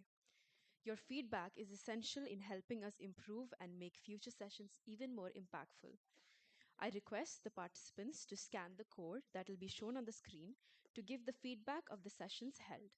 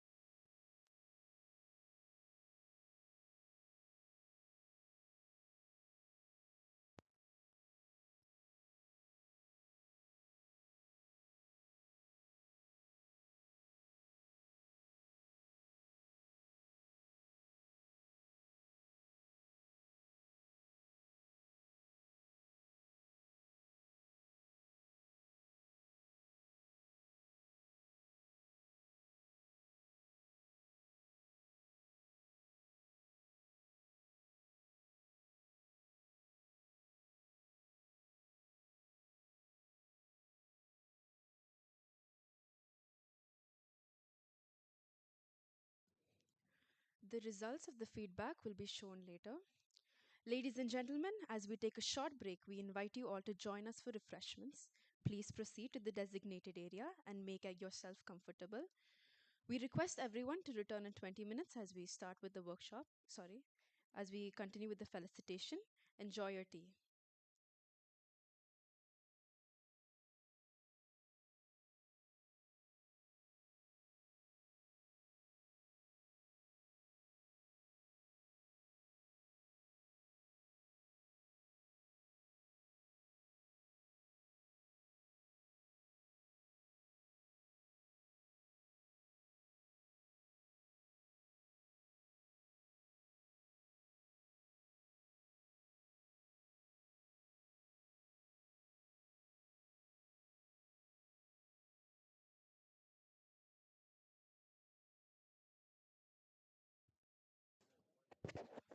I request all students to please stay back.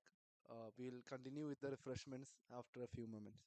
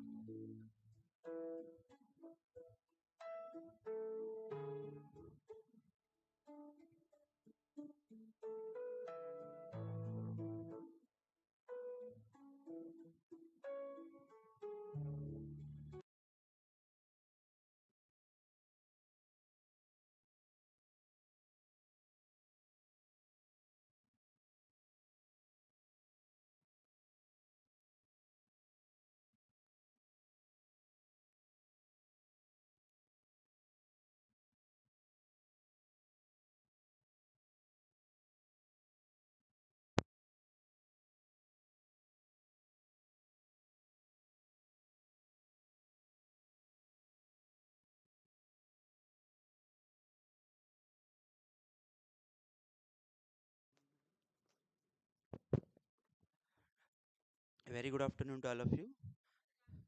I request Kathy from Vishnu Institute of Technology to sing a song.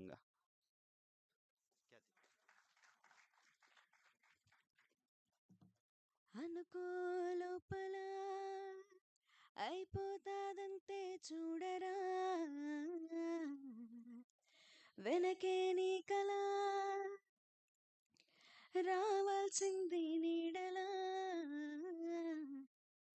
ఓ కొట్టే ఊరుమూలన్నీ చేపట్టే చినుకోలన్నీ ఆనందంగా వర్ణాలుగా వందేళ్లలా సాగిపోవాలా హే నీదే నీదే నీదే నింగే నేల నీదే నిన్నే నువ్వు నమ్మావంటే అందందే లేదే నీదే నీదే నీదే నీలో ప్రాణం నీదే నీకీ ధైర్యం ఉన్నన్నాళ్ళు నీ నవ్వై తోడుంటాలే. Thank you, everybody. Like this song will say you, and it will get some motivation to achieve your dreams. That's why I have sing this song. Thank you.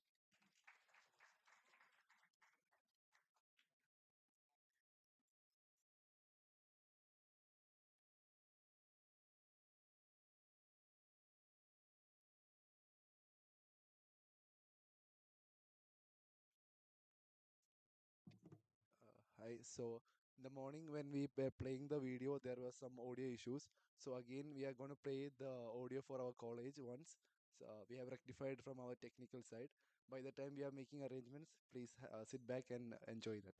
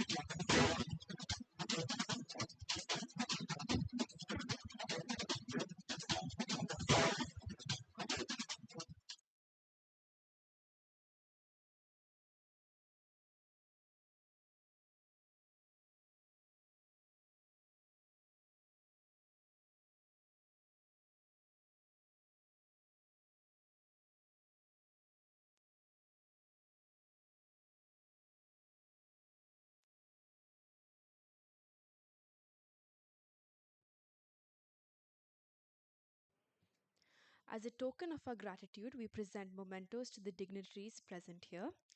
We request our director, Professor Dr. Ramesh Srikonda, to give the memento to Dr. M. Venu.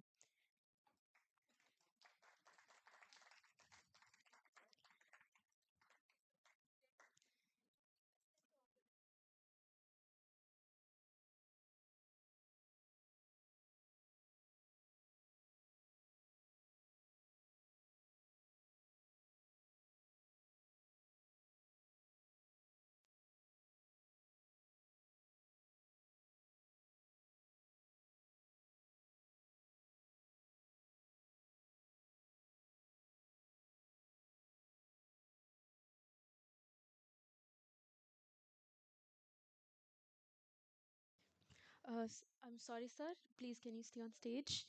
We request Dr. Ambene to also present a memento to Professor Dr. Ramesh Srikonda.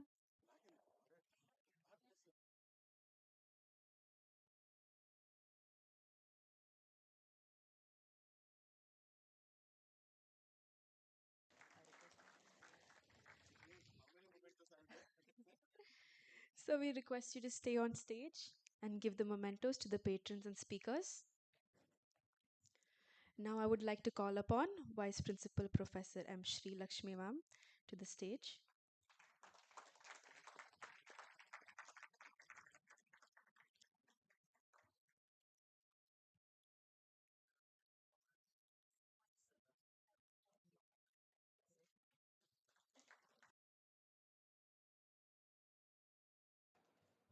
Now I would like to call upon Dr. Srinivas Daketi, HOD Architecture of SPAV.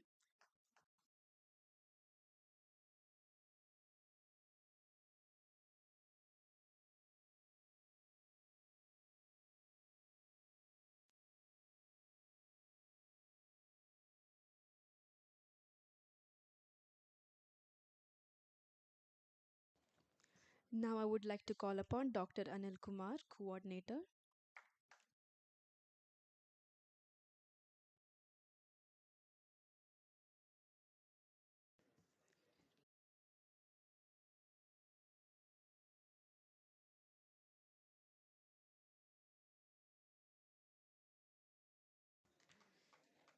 Now it is time to felicitate the speakers. I would like to call upon Dr. Faiz Ahmed.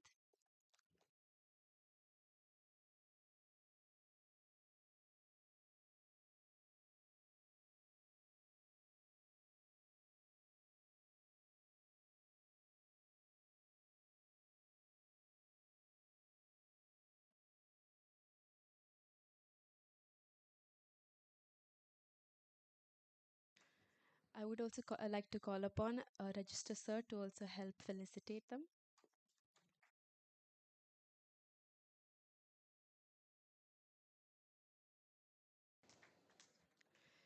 Next, I would like to call upon Dr. K. Vijay Sir.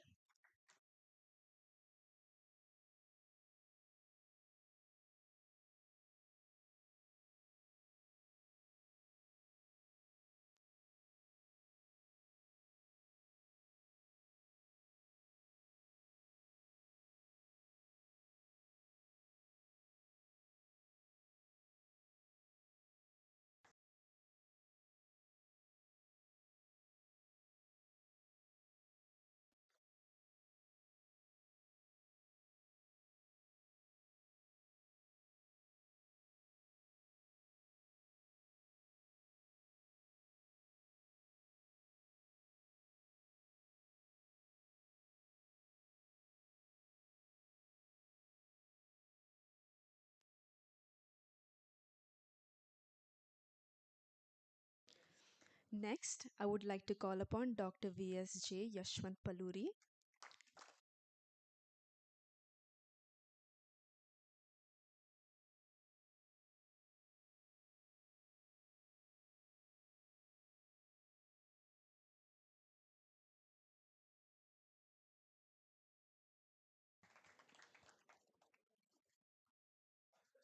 Next, I would like to call upon Architect Vijesh Kumar.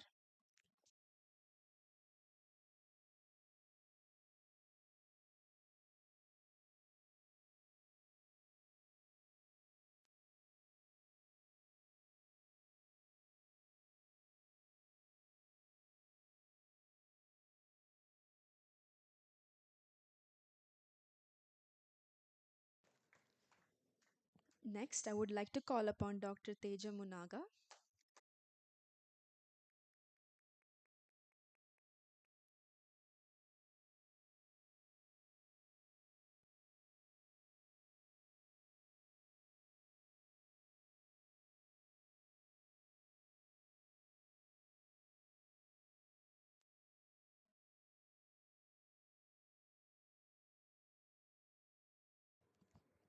Thank you, everyone. Now I'm please request you to take your seats.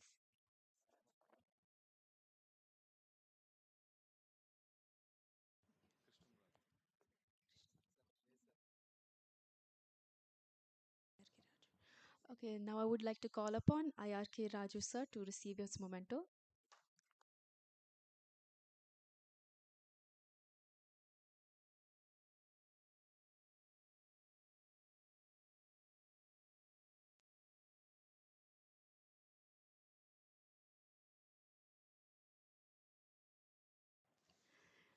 Thank you, everyone. May I please request you all to take your seats?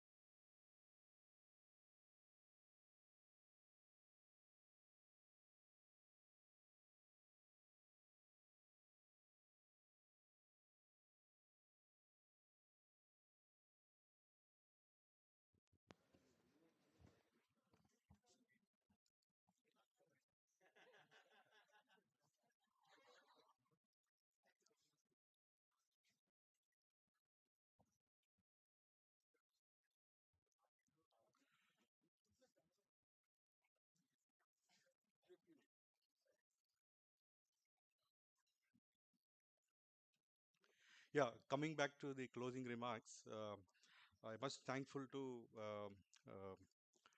Honorable Director Professor Dr. Ramesh Srikonda sir and Sri Vishnu Raja garu, Chairman of Vishnu Educational Society, and the Vice Chairman Suman garu.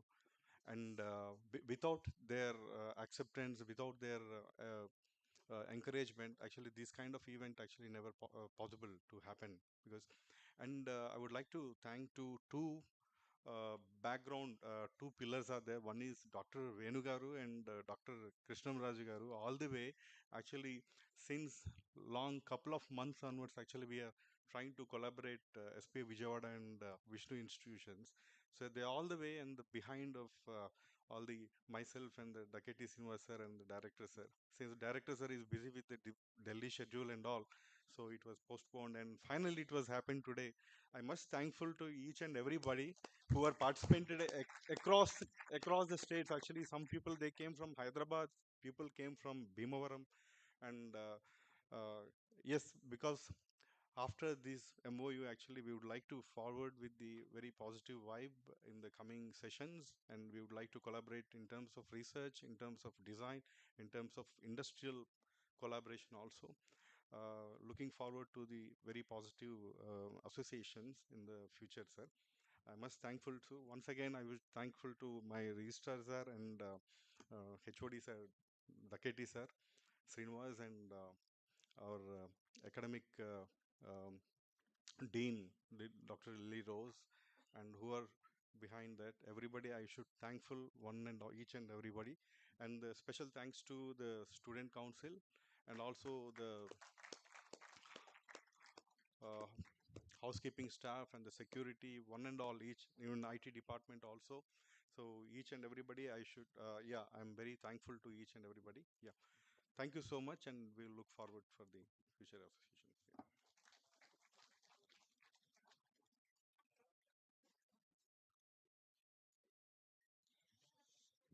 Thank you once again, and we look forward to meeting you all in future discussions.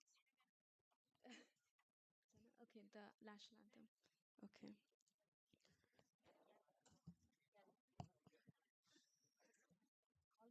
Now, may I please request Kathy to join us on stage to sing the national anthem?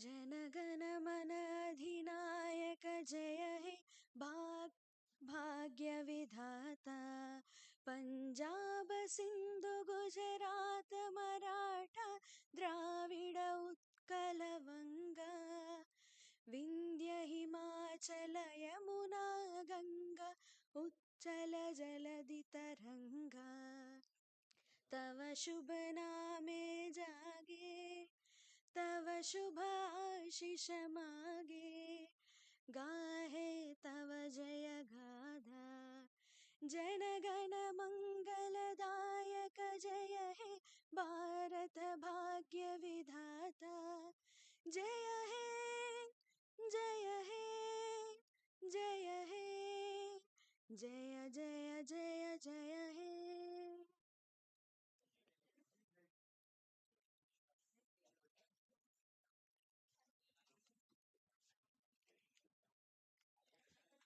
Please proceed to the designated area and enjoy refreshments. Wishing you all a wonderful evening.